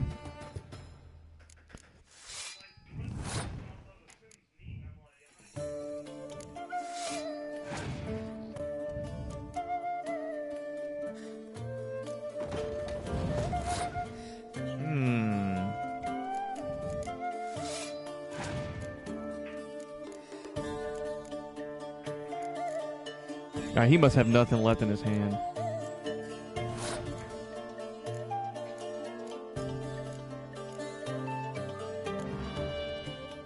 Oh, he's got Scourge.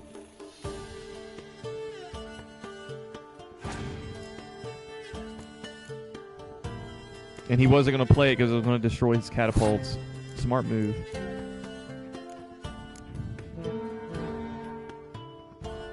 Wow, still not enough to beat him.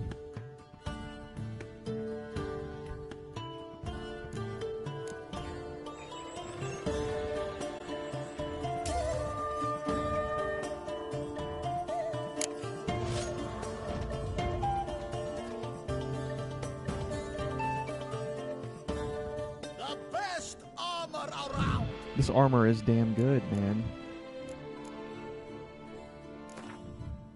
Up for a round of Gwent?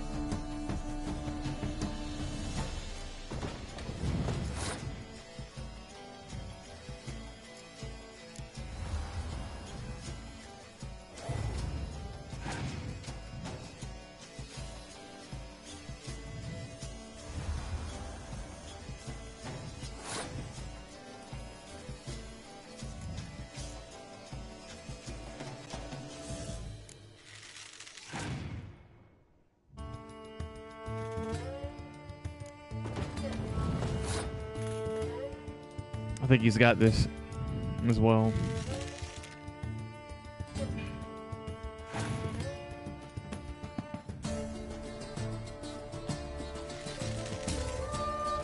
Yeah.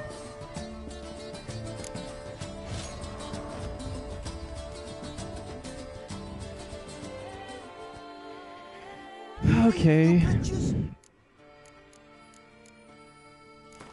So what the heck, man? We're running out of decks to try against this guy.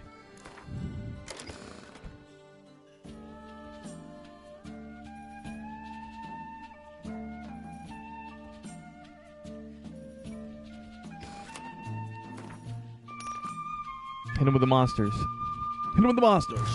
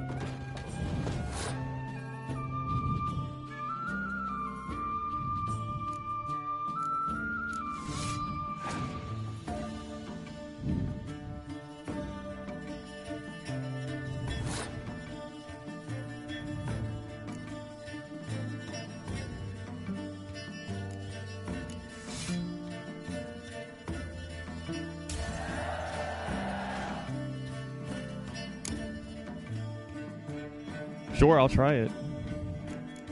It smells pretty good.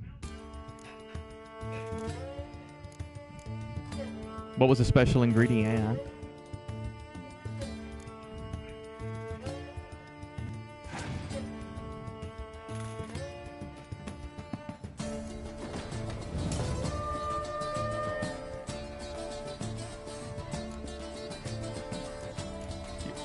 Really? You only use half?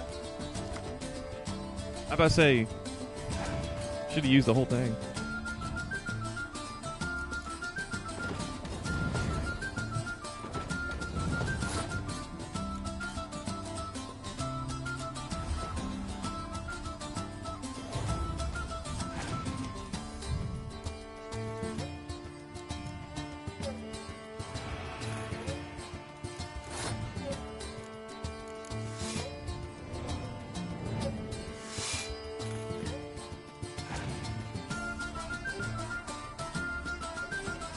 Yep, Monsters was the trick deck. That was the deck to beat.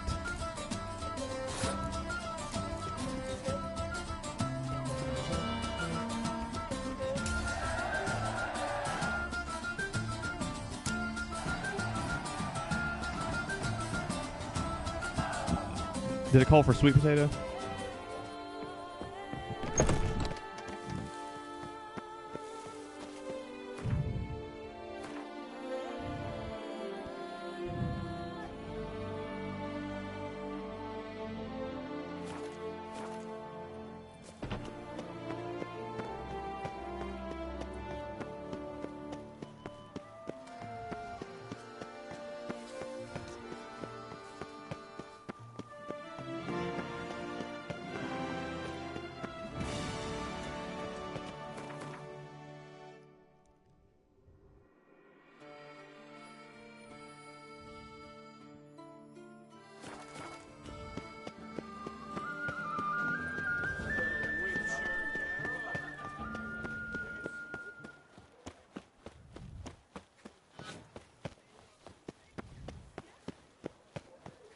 No, never you are.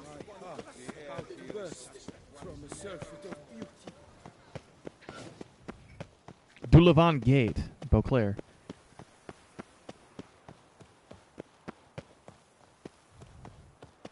San Sebastian, Beauclair.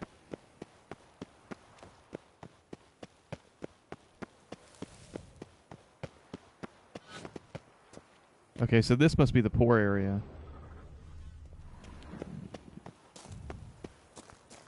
You can immediately tell by the change in architecture and the lack of people walking the roads. Our blood's worth less than wine.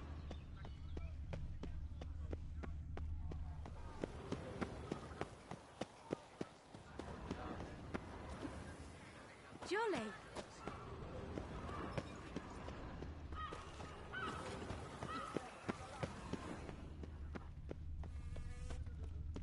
Cursed are the greedy, for fire shall devour them.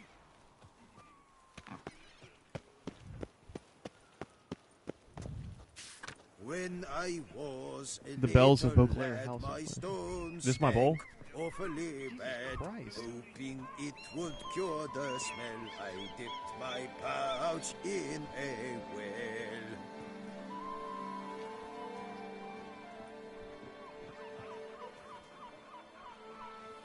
When I was a little lad, my stones stank awfully bad. Hoping it would cure the smell, I dipped my pouch in a well.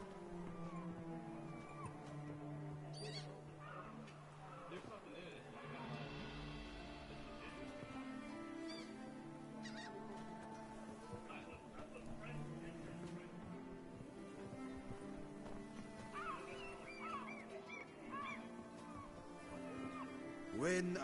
Hoping it would cure the smell, I dipped my pouch in a well. When I was a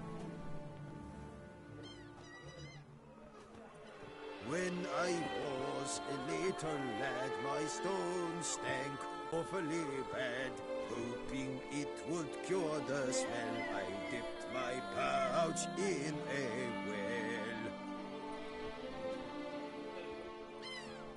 dipped my pouch in a well. When I was a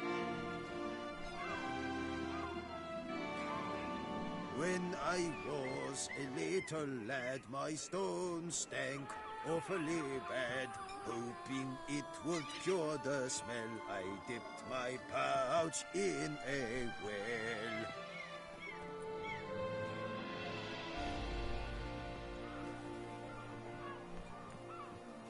it would cure the smell, I dipped my pouch in a well.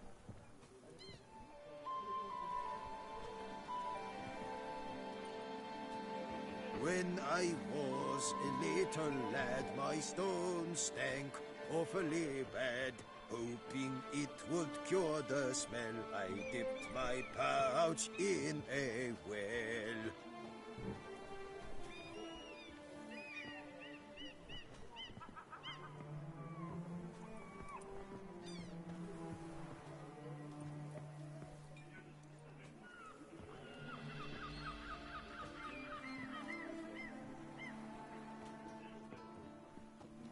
When I was a little lad, my stones stank awfully bad. Hoping it would cure the smell, I dipped my pouch in a well.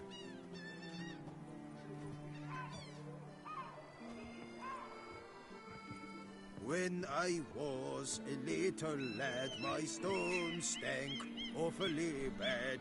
Hoping it would cure the smell, I dipped my pouch in a well.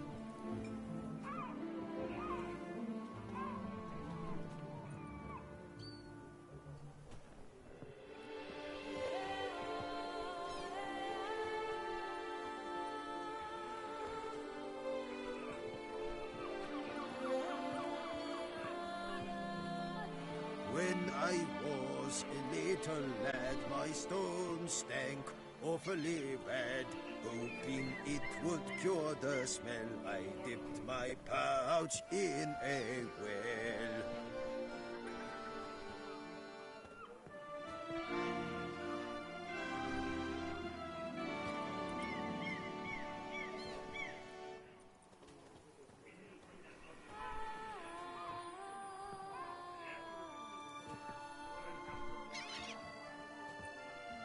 When I was a little lad, my stone stank awfully bad.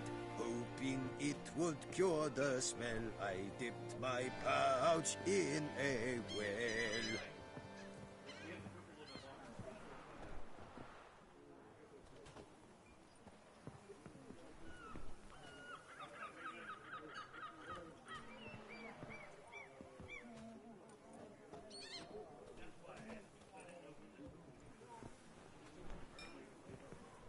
When I was a little lad, my stone stank awfully bad.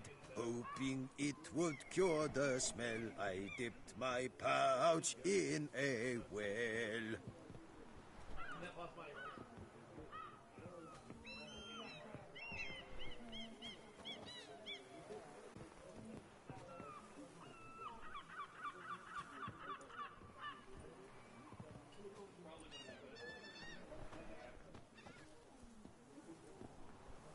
When I was a little lad, my stone stank awfully bad. Hoping it would cure the smell, I dipped my pouch in a well.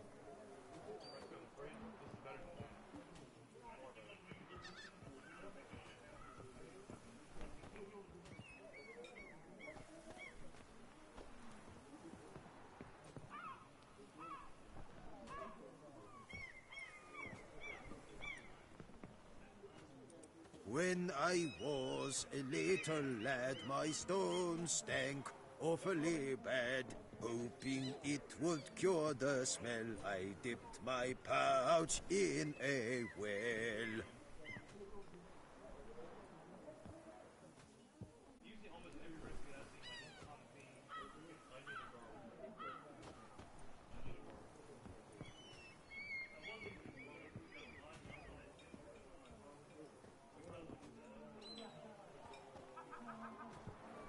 When I was a little lad, my stone stank awfully bad. Hoping it would cure the smell, I dipped my pouch in a well.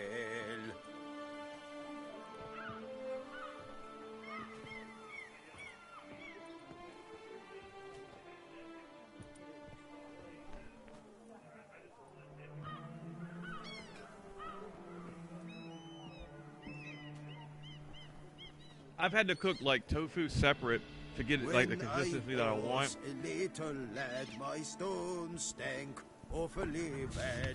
Hoping it would cure the smell, I In other words, what I'm trying to say is, in a well. I know, they're like the right amount of crunchiness that you want. So, Snow White, what's new? So we have a brothel here, and we have a butcher. Where'd you find it? At Reddit? You seek something? I've got it.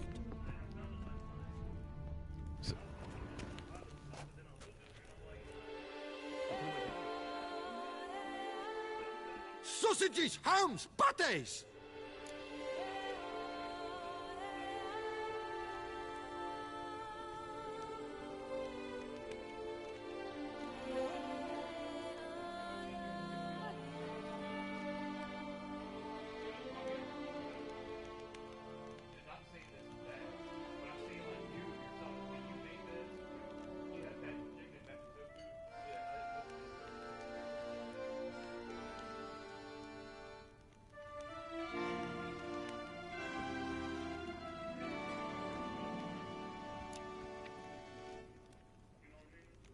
Hell, dude, you can just sit on that.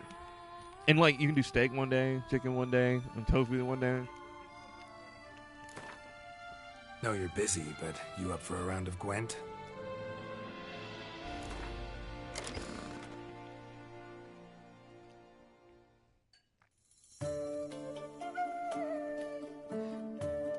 I've been streaming for almost 2.5 hours. I think I'm gonna call it pretty soon.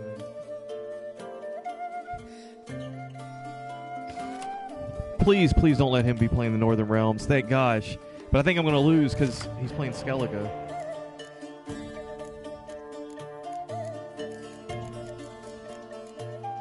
How many servers does that make? Or we pretty much ate it all.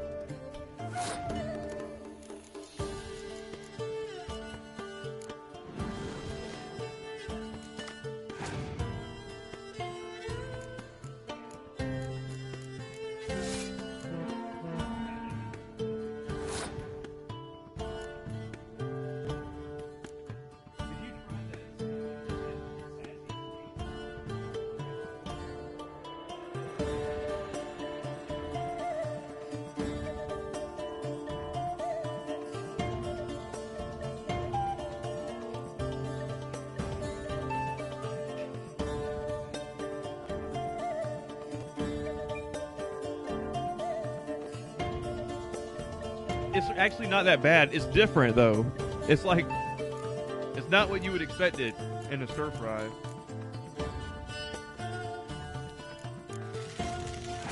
And it's gotten better since it kind of sat in the fridge for a day or two.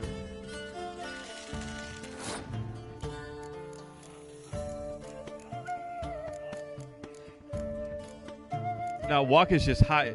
You concentrate heat in the bottom and high heat, and you can cook probably a little bit quicker because of it.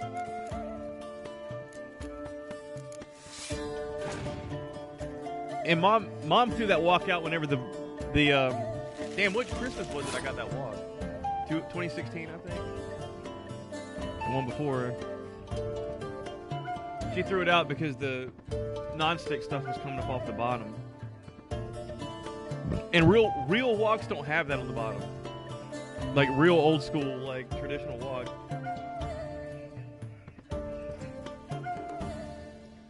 Walk the walk.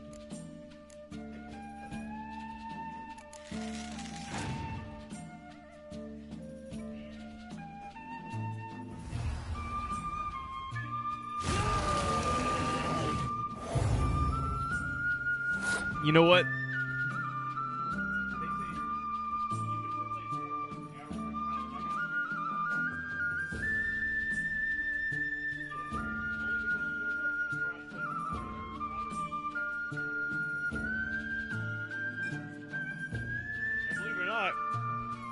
They actually may use, like in genuine like Asian cooking, they actually may use arrowroot powder rather than corn because they didn't have corn. Corn came from the United States, the New World.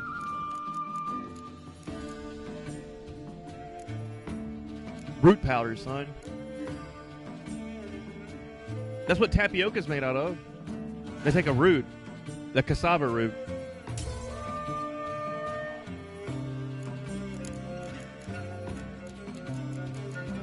That was really good, though, man. I'm seriously, I'm like pretty impressed, and it's not even that greasy. It's crazy.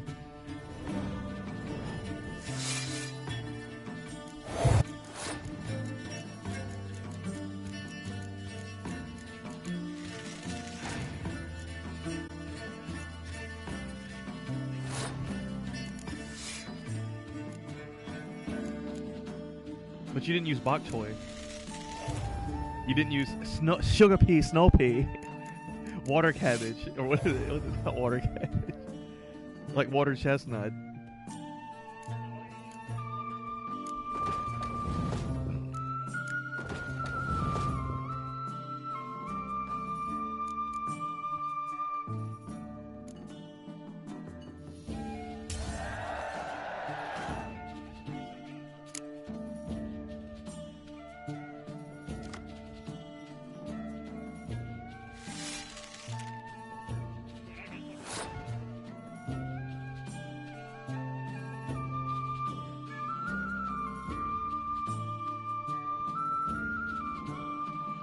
I've been messing around with tofu for a while. Like I was putting in that tofu sweet potato tofu curry, and it was always mushy, and like it was okay. I could eat it, but it really wasn't until I started doing that that Gaz Oakley, when he showed you how to like cook tofu in the pan. That's when I'm like, you know what? This is more like the restaurant tofu, where it's kind of crispy on the outside.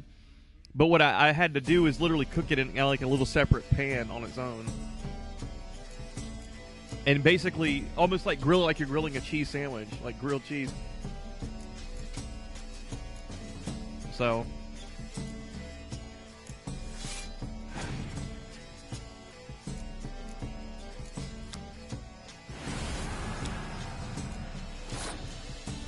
that's the kind of, I mean, this is what tofu was designed for.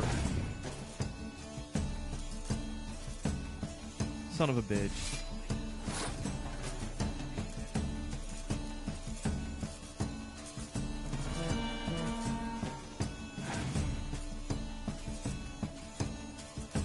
Yep, I knew he was going to win. This is bullshit. This is bullcrap.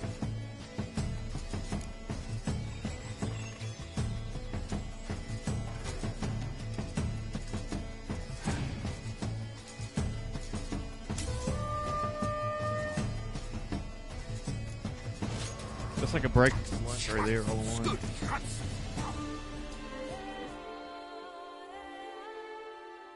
Meat of the freshest sort, hot sausage links, ripe blood pudding.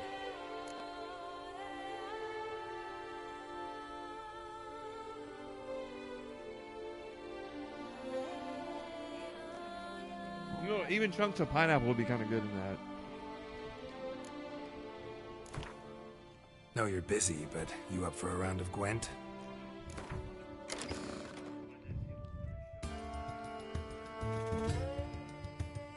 And it would be pretty awesome.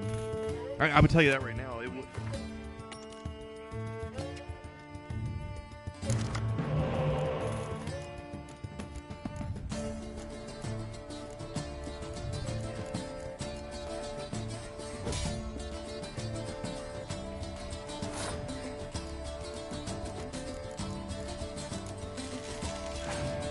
I can't believe the how well the thyme works in that, because I didn't think thyme was like an Asian cooking.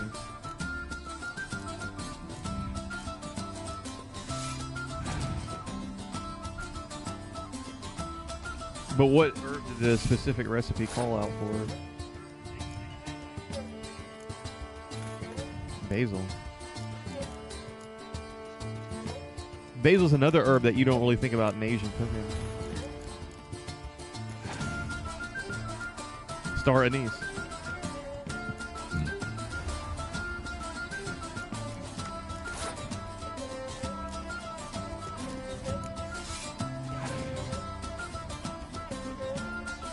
That's kind of what you did. A bunch of like carrots. I always get way more. I'm telling you right now, when I go buy vegetables, I always got way more carrots than I need. A lot of times, if you see that, like, it's not that I'm about to use this carrots. It's literally, I got a smoothie that calls for 2 carrots, but I have to buy a package of like 12. You know. So I usually have carrots on leftover. Sometimes potatoes on the leftover.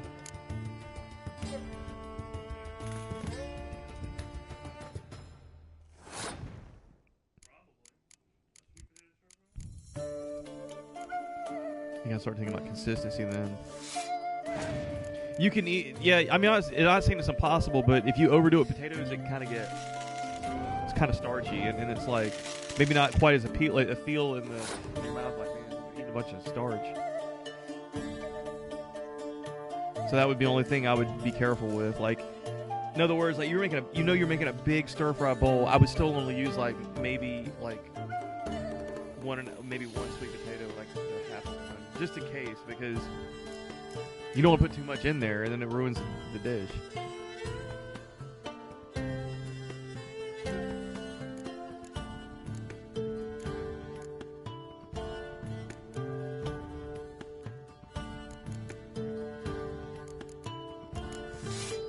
We're getting bad weather here, damn it. It's not good.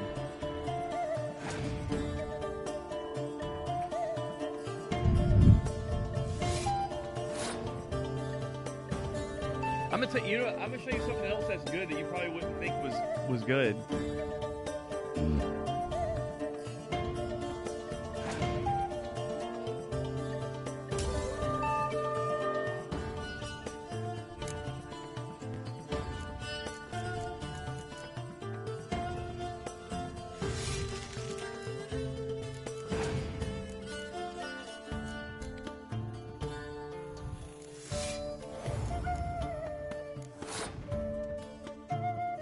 That jackfruit tinga was good though, in the tomatillo sauce. I was surprised at how good that was.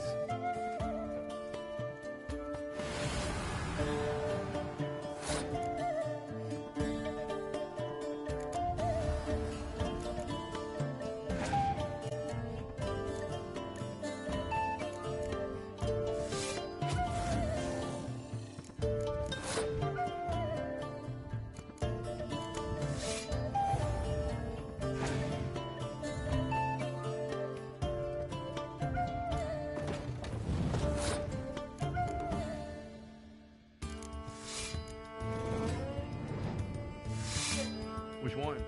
Because Mom, did she use it for two different things? Oh, I used a jackfruit ragu pasta. That was the first thing I made, and then Mom made a taco, like a burrito filling that was based around jackfruit. And that was pretty damn good, man. Pretty damn good.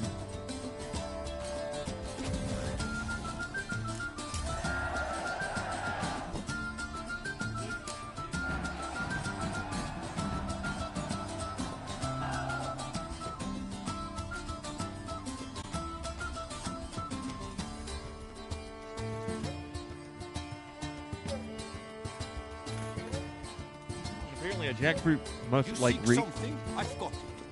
I think it stinks. Like a real jackfruit must like reek like a butcher shop. And you ever heard of the durian fruit? And apparently that thing smells like hot garbage. Like literally it smells like a dumpster. It's like, why the hell would you want to eat this?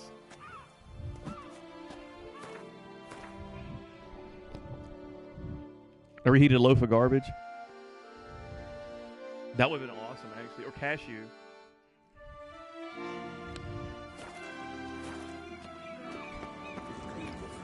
Walks amidst the trees. Willies are swinging betwixt their knees.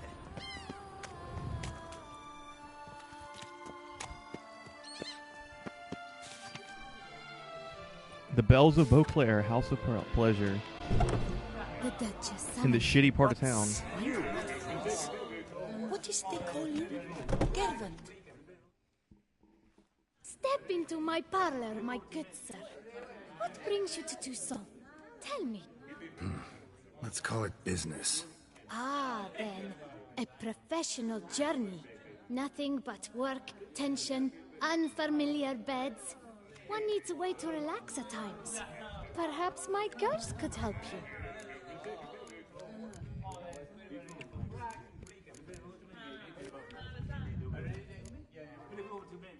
Cozy place you got.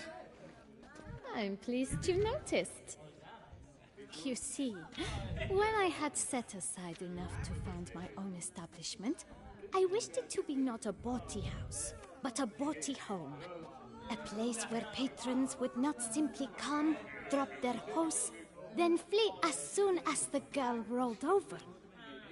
Here, the sheets do not reek of sweat, the beds have no bed bugs, and the wine is not watered down.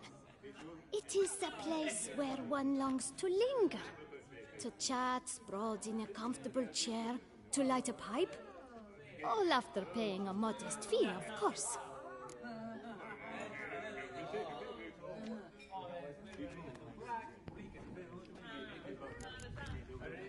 Interested in the unusual.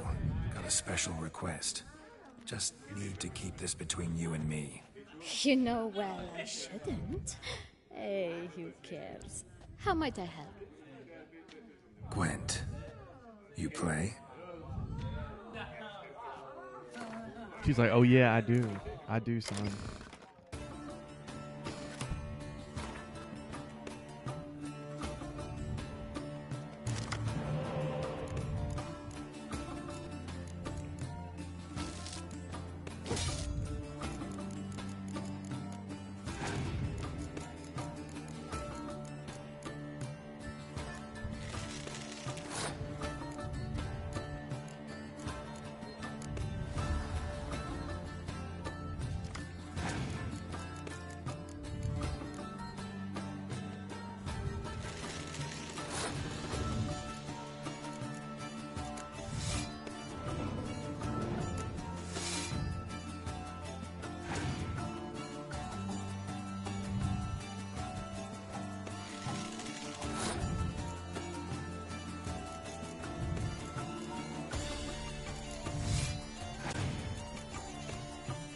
Did she find that on Reddit?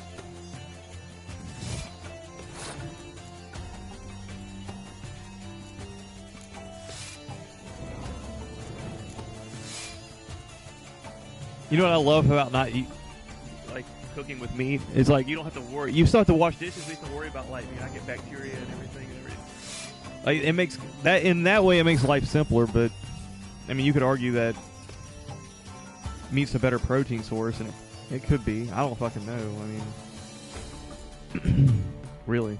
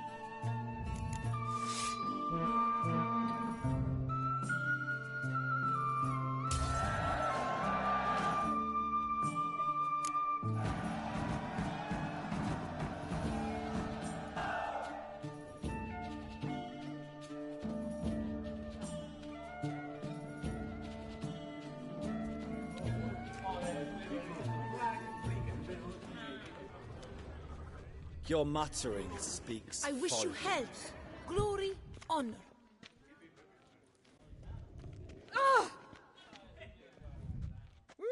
Well, well. Oh! A bon vivant.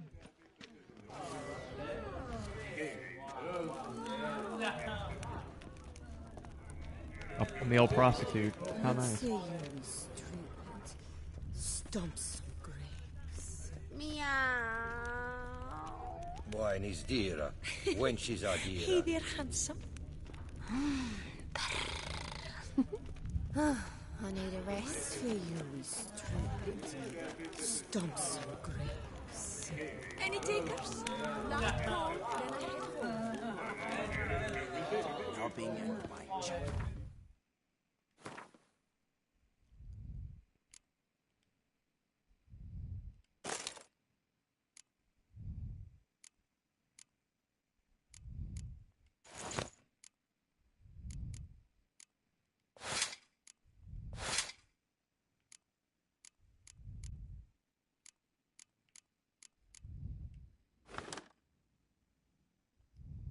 Toussaint in a nutshell.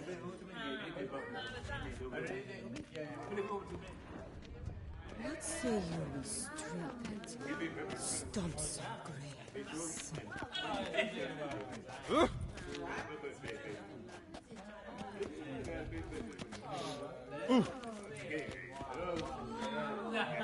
You shan't turn back a river with a rod. Sit, drink.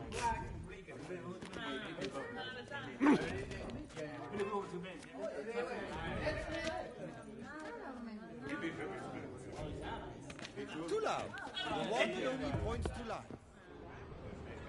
Time is no cock. It keeps going.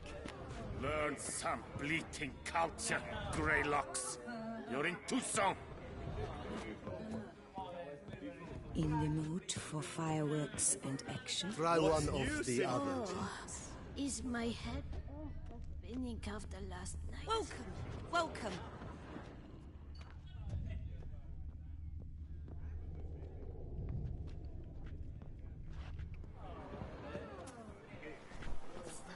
Thundering sea devils.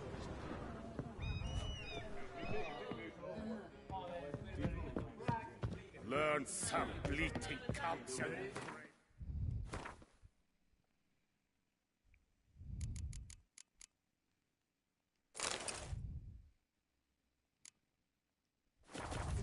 You're in Tucson.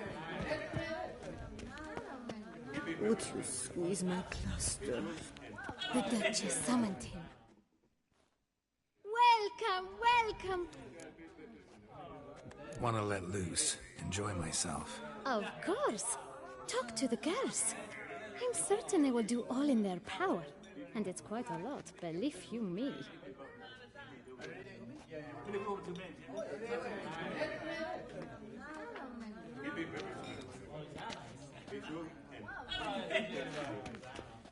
Watch those hands. Are we on the ducal guard?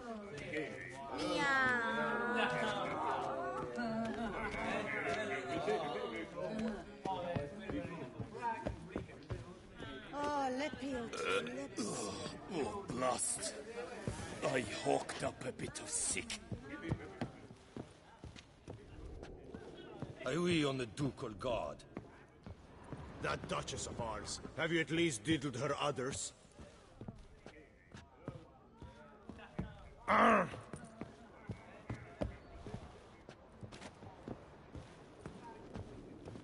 Why so figly, fiercely tense, friend?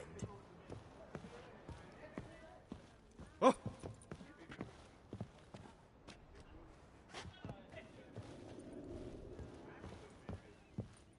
Are we on the ducal guard? That Duchess of ours. Have you at least diddled her udders?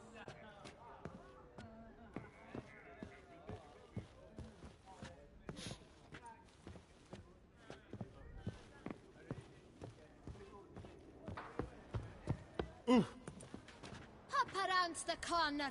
See if you're not there. Why don't you carry a shield, sir?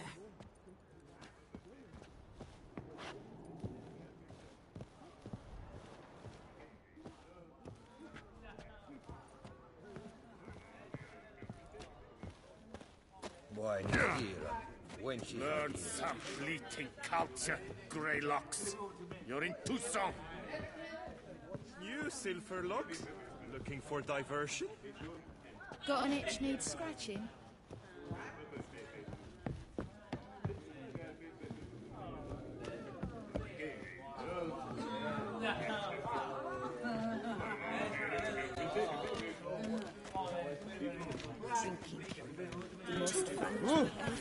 Virtuous knights pummeled each other over a dockside hall. Apparently, they argued who would... Tucson Knights. Boy, another one. What's that? Another what? Did Madame Isabel mention role-playing costs extra? If you wish to play at being a witcher, then... Misunderstanding, I'm afraid. I am a witcher. Of course. The eyes. I should have noticed. Forgive me, master. Come into my alcove, and I shall more than make up for my error there.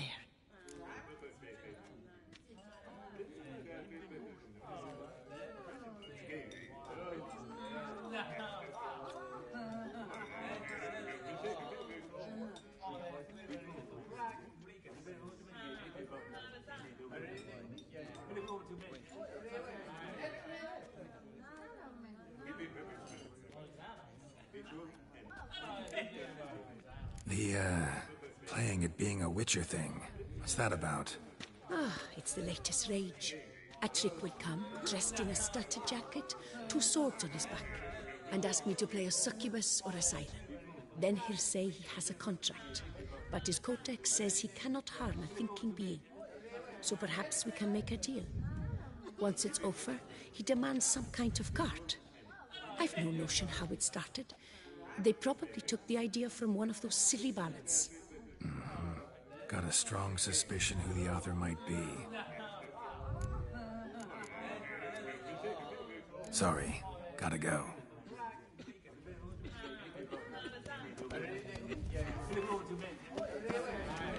With Dandelion.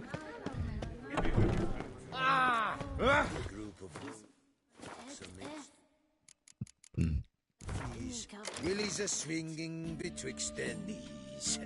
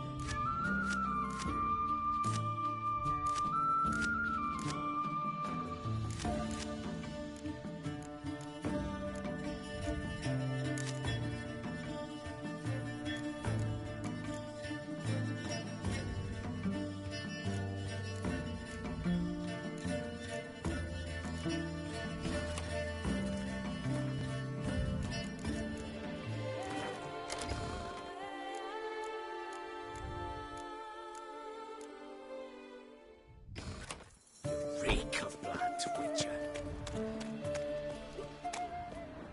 Hey there, little Talk lamb. to the Rumsfeld. How much for your wool?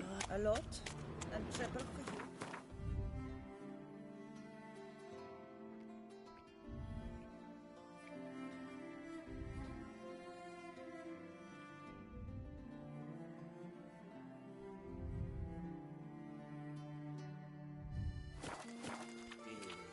You ought to take less from me. Let us drink to the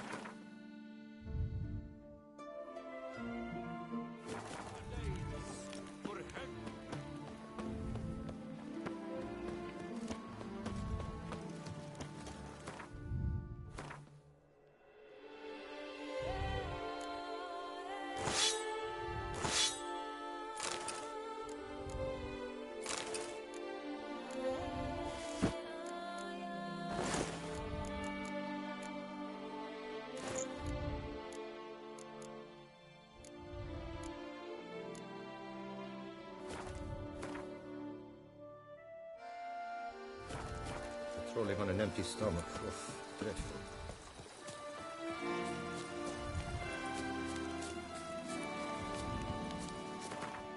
We're in San Sebastian.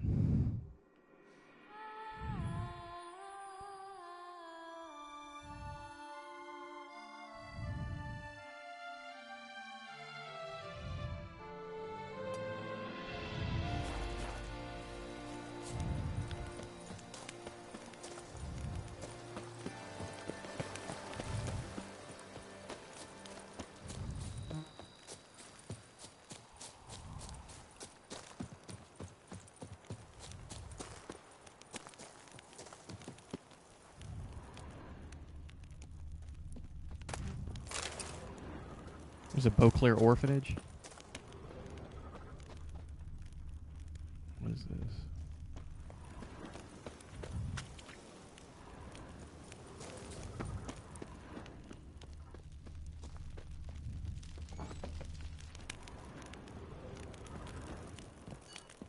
The Ravix of Fourhorn!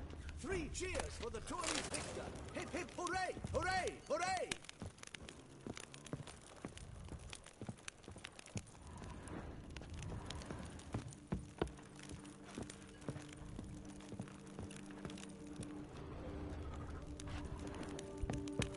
Maybe I ought to come here during the day.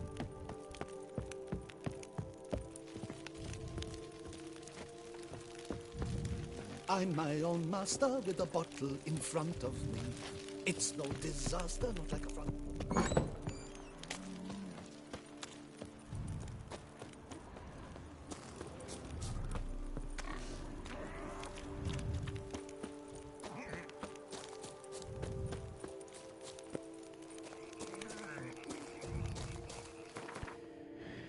Okay. So we have an orphanage. Cool.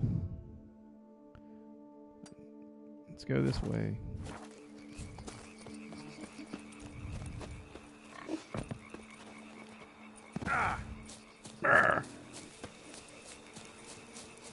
Nilbog milk.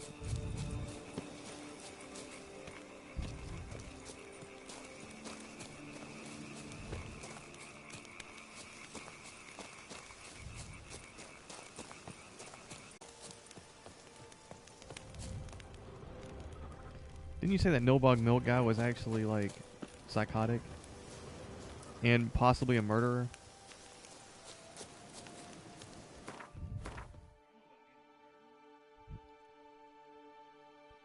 Count Delacroix is Mill.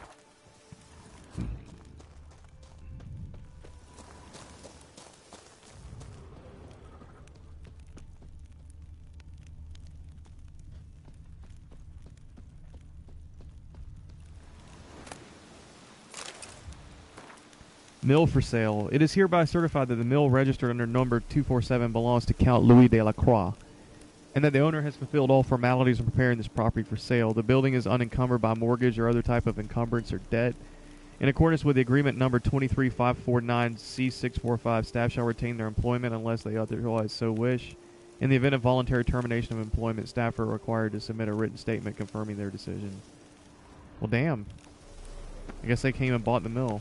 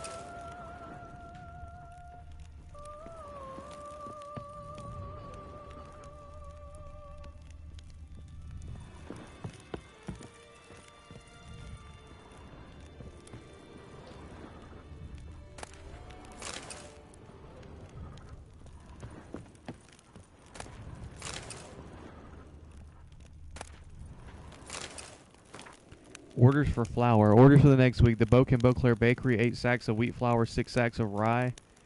Cardalango Estate, 4 sacks of wheat flour thickly ground, sack of oat bran. Her Grace Anna Henrietta's Palace, 12 sacks of wheat flour for the finest variety. 12 sacks of rye flour, the finest variety. Ducal Equerry, 8 sacks of oat. Town Brewery, 10 sacks of barley. The millwright.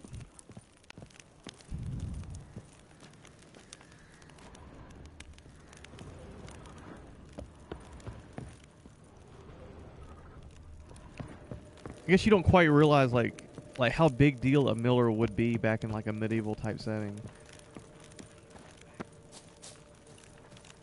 Yeah, like it just I could have gone my whole day not thinking about this until I just walked up here to this old not abandoned mill, but a mill that I guess is going broke, so they're having to sell it. And then I see the note that like how everybody in the society is dependent upon like barley and rye and wheat. And then it all just kind of comes together and makes sense for beer and alcohol and everything like that, and bread.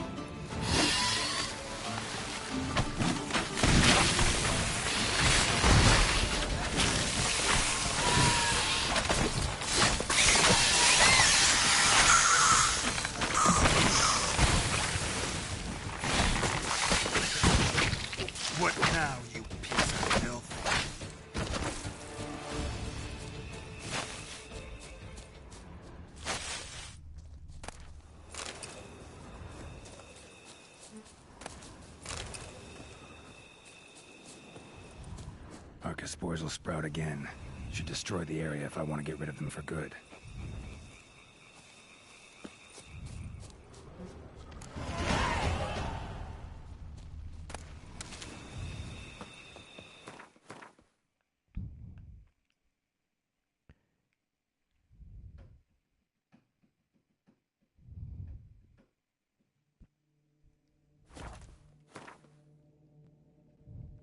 So the last part of this quest is actually taking me across the riverbank.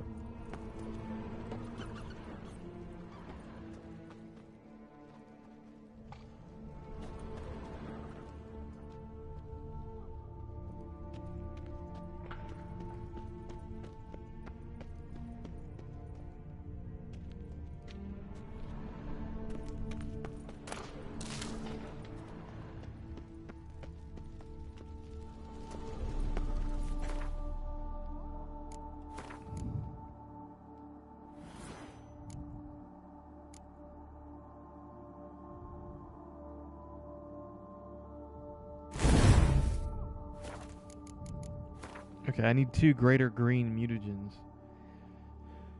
I should be able to make those.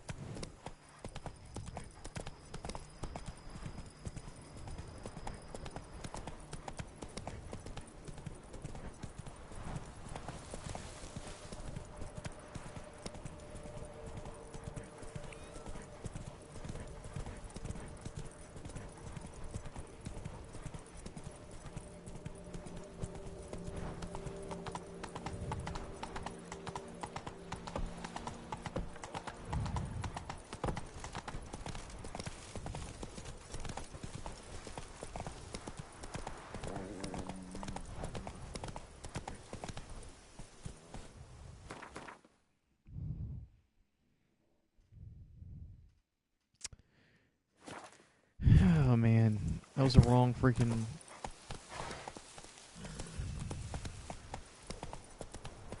Whoa! I can't gallop? What the hell? Move it!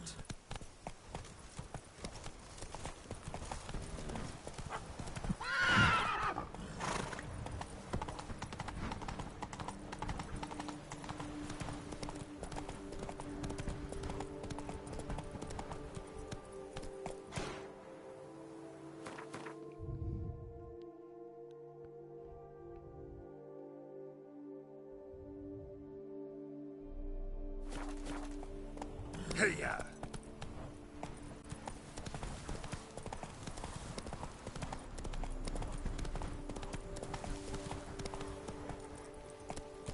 Connie fling, I'm off to the bells, quick as a flash. Those girls can't wait to see me.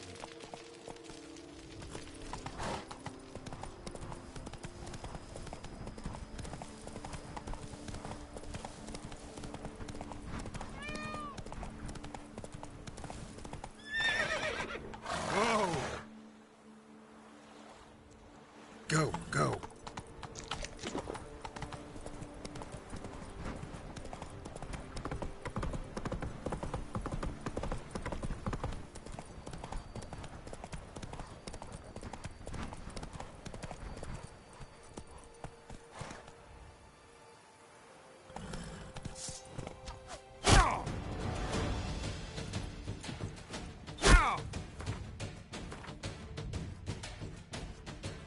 Really, they want to mess with this?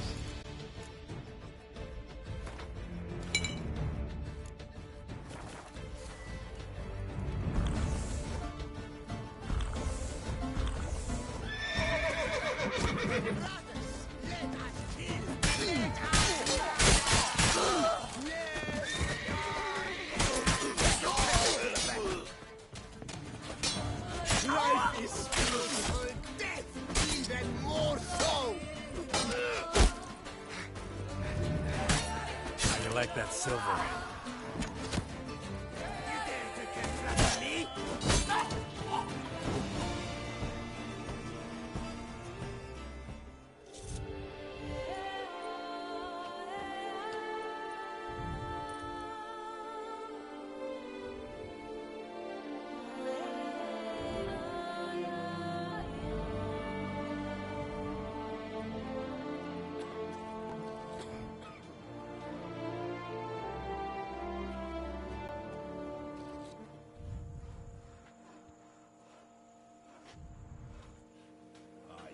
What they paid me to do, that's it.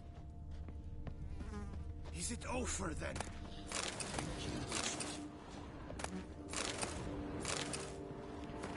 Orders written on a scrap of sowhide. Job's a simple one. You're to comb the warehouses at the Frente docks. Take any food supplies you find and scurry back here toot sweet. There's a load of knaves errant around and plenty of her ill-smelling grease guardsmen, Philibert.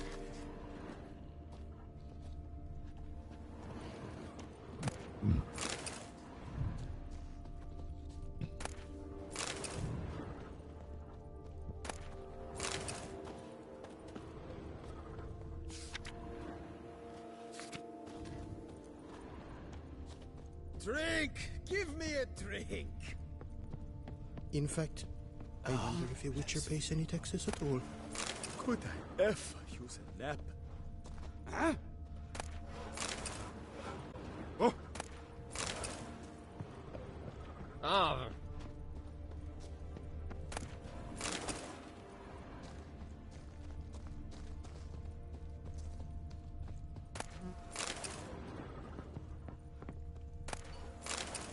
Witcher or not, you've still to bust your bum.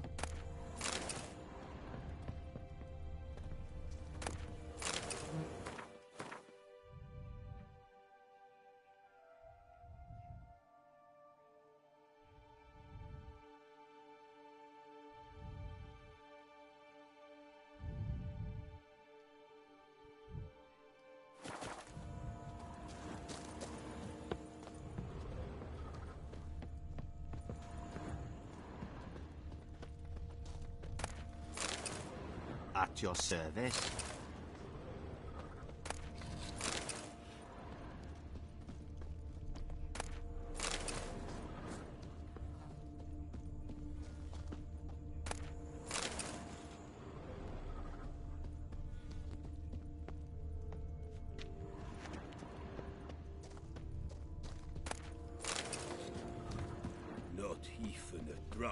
do what they pay some We brought peace, and somehow Ethan made our ladies more eager.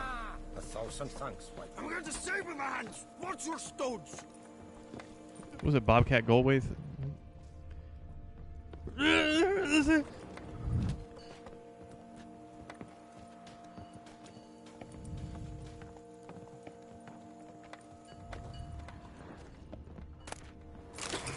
Not even a draft horse will talk without some carrot to move it.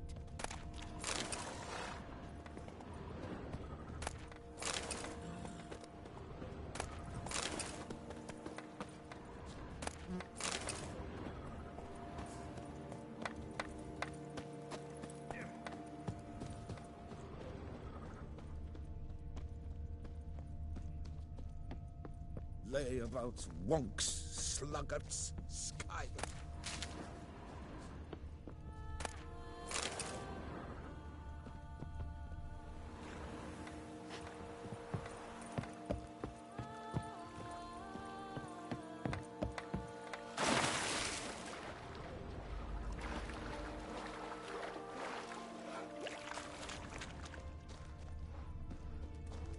Drink! Give me a drink!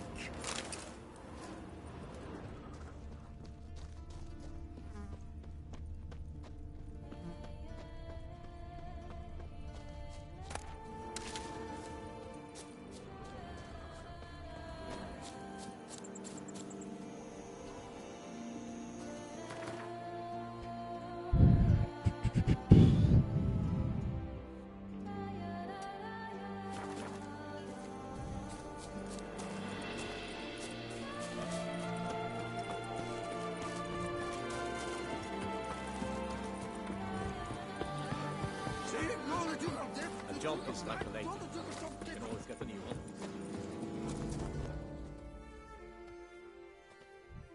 Oh, no. Yet another fugitive from the north? Why are you here? Don't know if you noticed, but I just saved your ass. Yes, yes. Though not without a reward in mind, I wager. I know your kind. Of course. And I'll want a share of your beggar's alms, too. Wanted to take a look at your goods first. May I? I suppose. But you're to touch nothing, and on purchasing pay in full, in hard currency. Understood? Nordlings. What about them bothers you so much? Apart from the fact that they are all thieves, liars, and layabouts, not a thing. Show me your wares. Promise not to touch anything.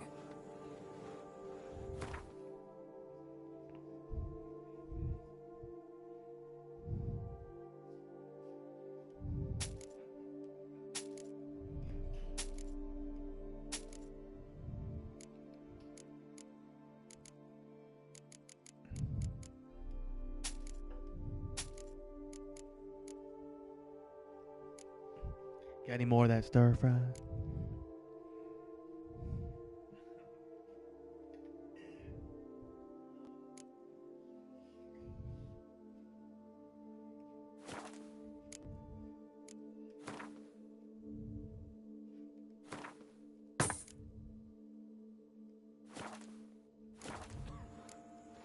Like you to craft something for me. I'll pay, of course.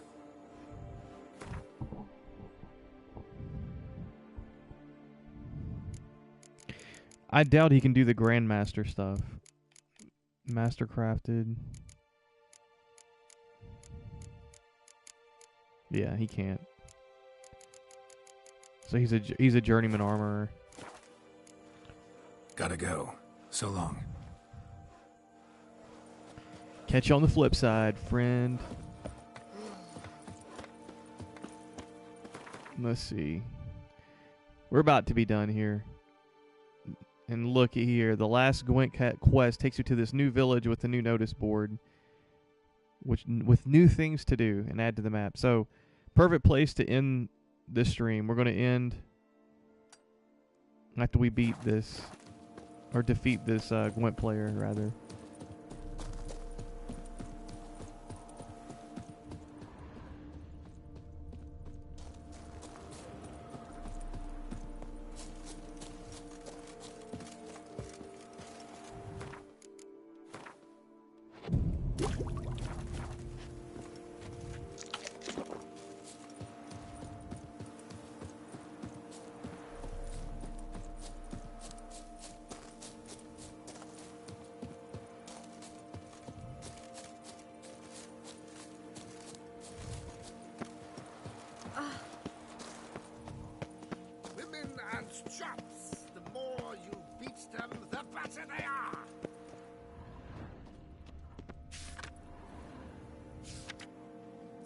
The Barrel and Bung Inn.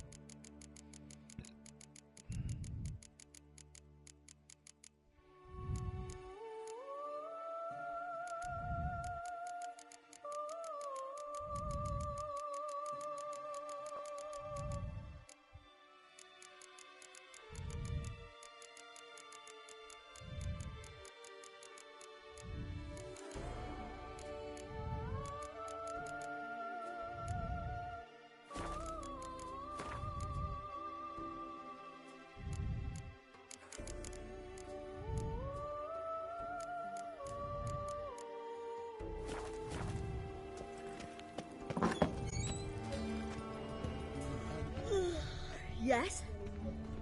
Yes, I should. If I only could. Greetings, sir. What is it you need? Had wine on my mind all day. What kind? Red? White? Rosé? Dry? Semi-dry? Sweet? How heavy? What appellation? I'll need to think about it. Tell me something about the area, would you? What's there to tell? That the master of these lands, Monsieur de Bourbeau, is the greatest buffoon in all Tucson? Really? Thanks. Keep an eye out in that case. Show me what you got behind the counter.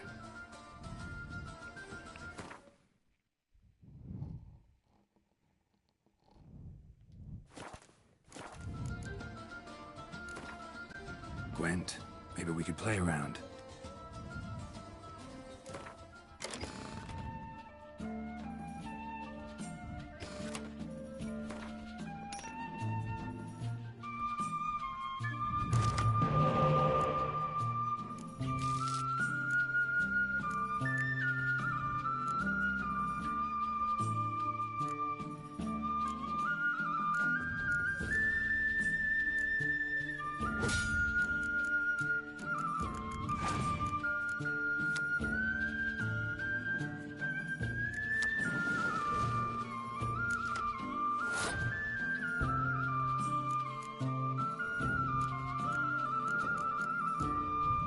I didn't even pay attention to what Skellige's unique ability is. Okay.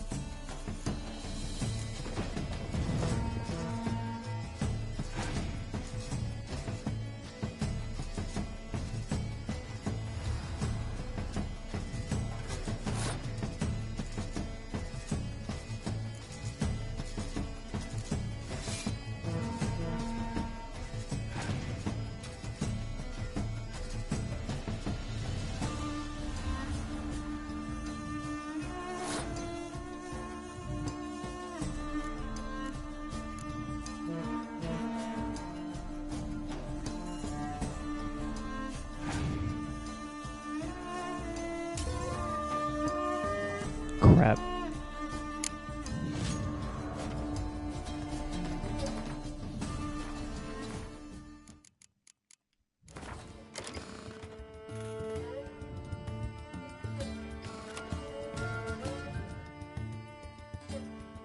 Welcome back. Gwent, Let's try the Skellige deck again. It's I like it. It's kind of a grave digging type deck. Pretty cool. Pretty cool. Pretty cool. Pretty cool.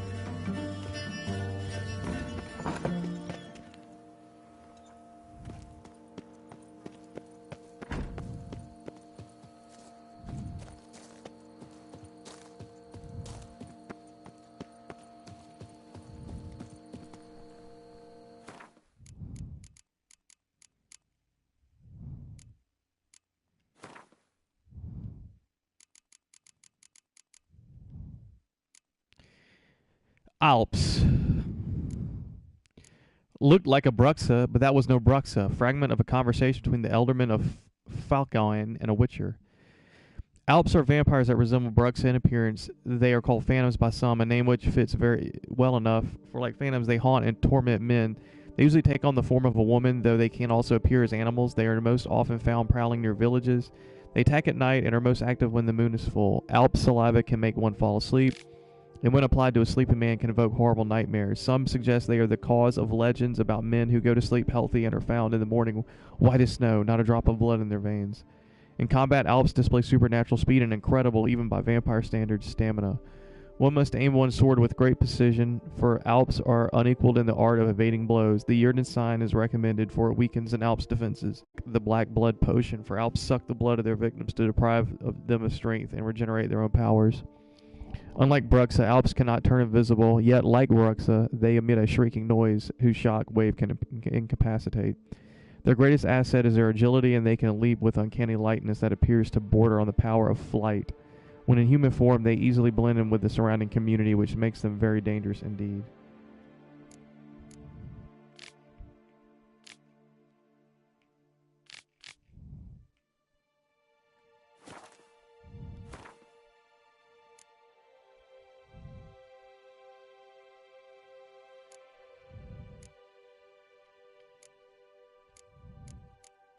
Protofletter. Never seen a vampire like that in my life. Geralt of Rivia, the Witcher. Protofletters are relatives of fletters, which came from the world of the higher vampires to our own during the conjunction of the spheres. The members of the species are characterized by their considerable strength and agility, as well as the strange glow they emit, a trait most likely tied to their otherworldly nature. Protofletters have never had significant contact with the outside world, having spent their entire time on our planet in the Unseen Elder's Cave, whose atmosphere is very similar to that of their home world.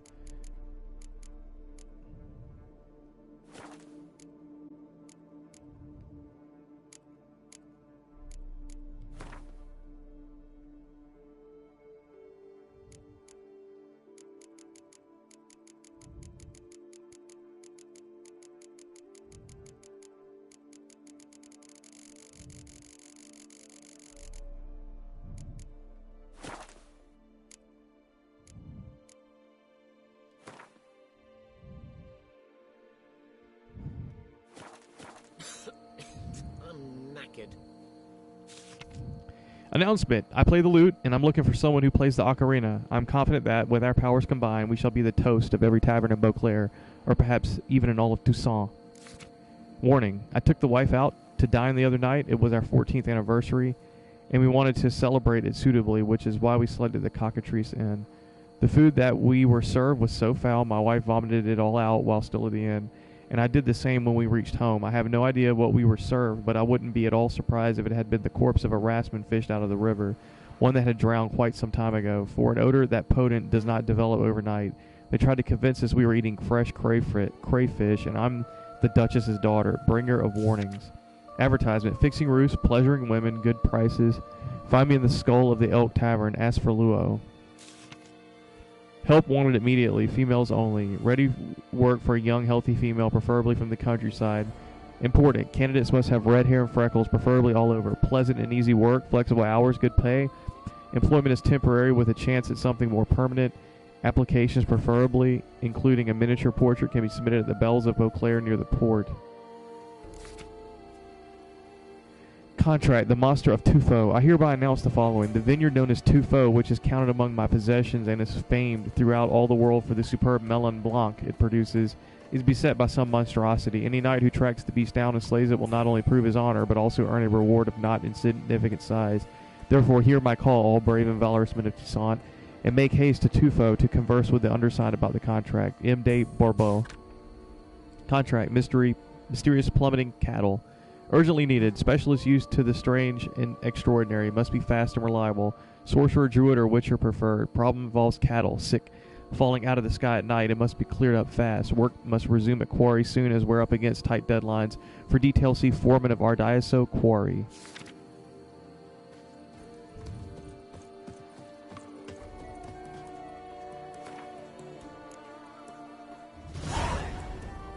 Bovine Blues.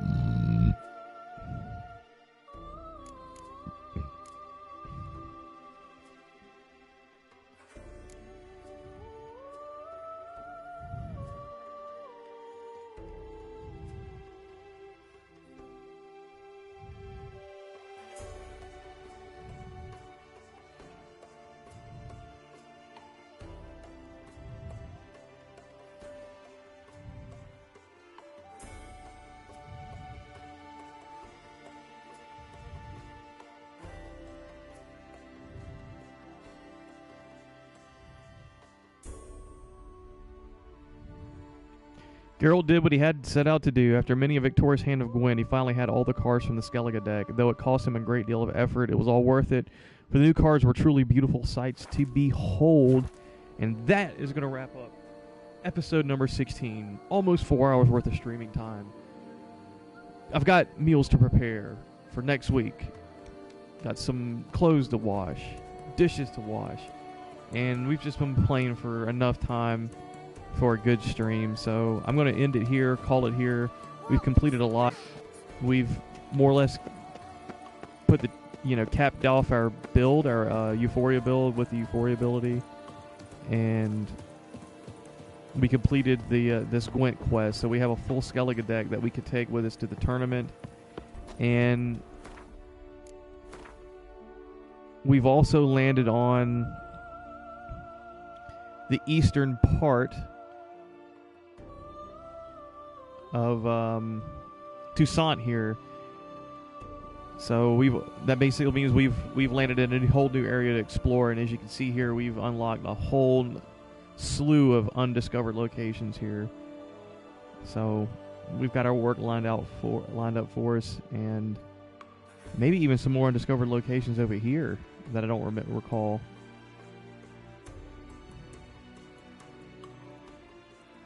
Anyways, we'll catch all that on the next stream. Today's Sunday. I'm going to be booked for the rest of the day, so I doubt I'll be streaming again tonight.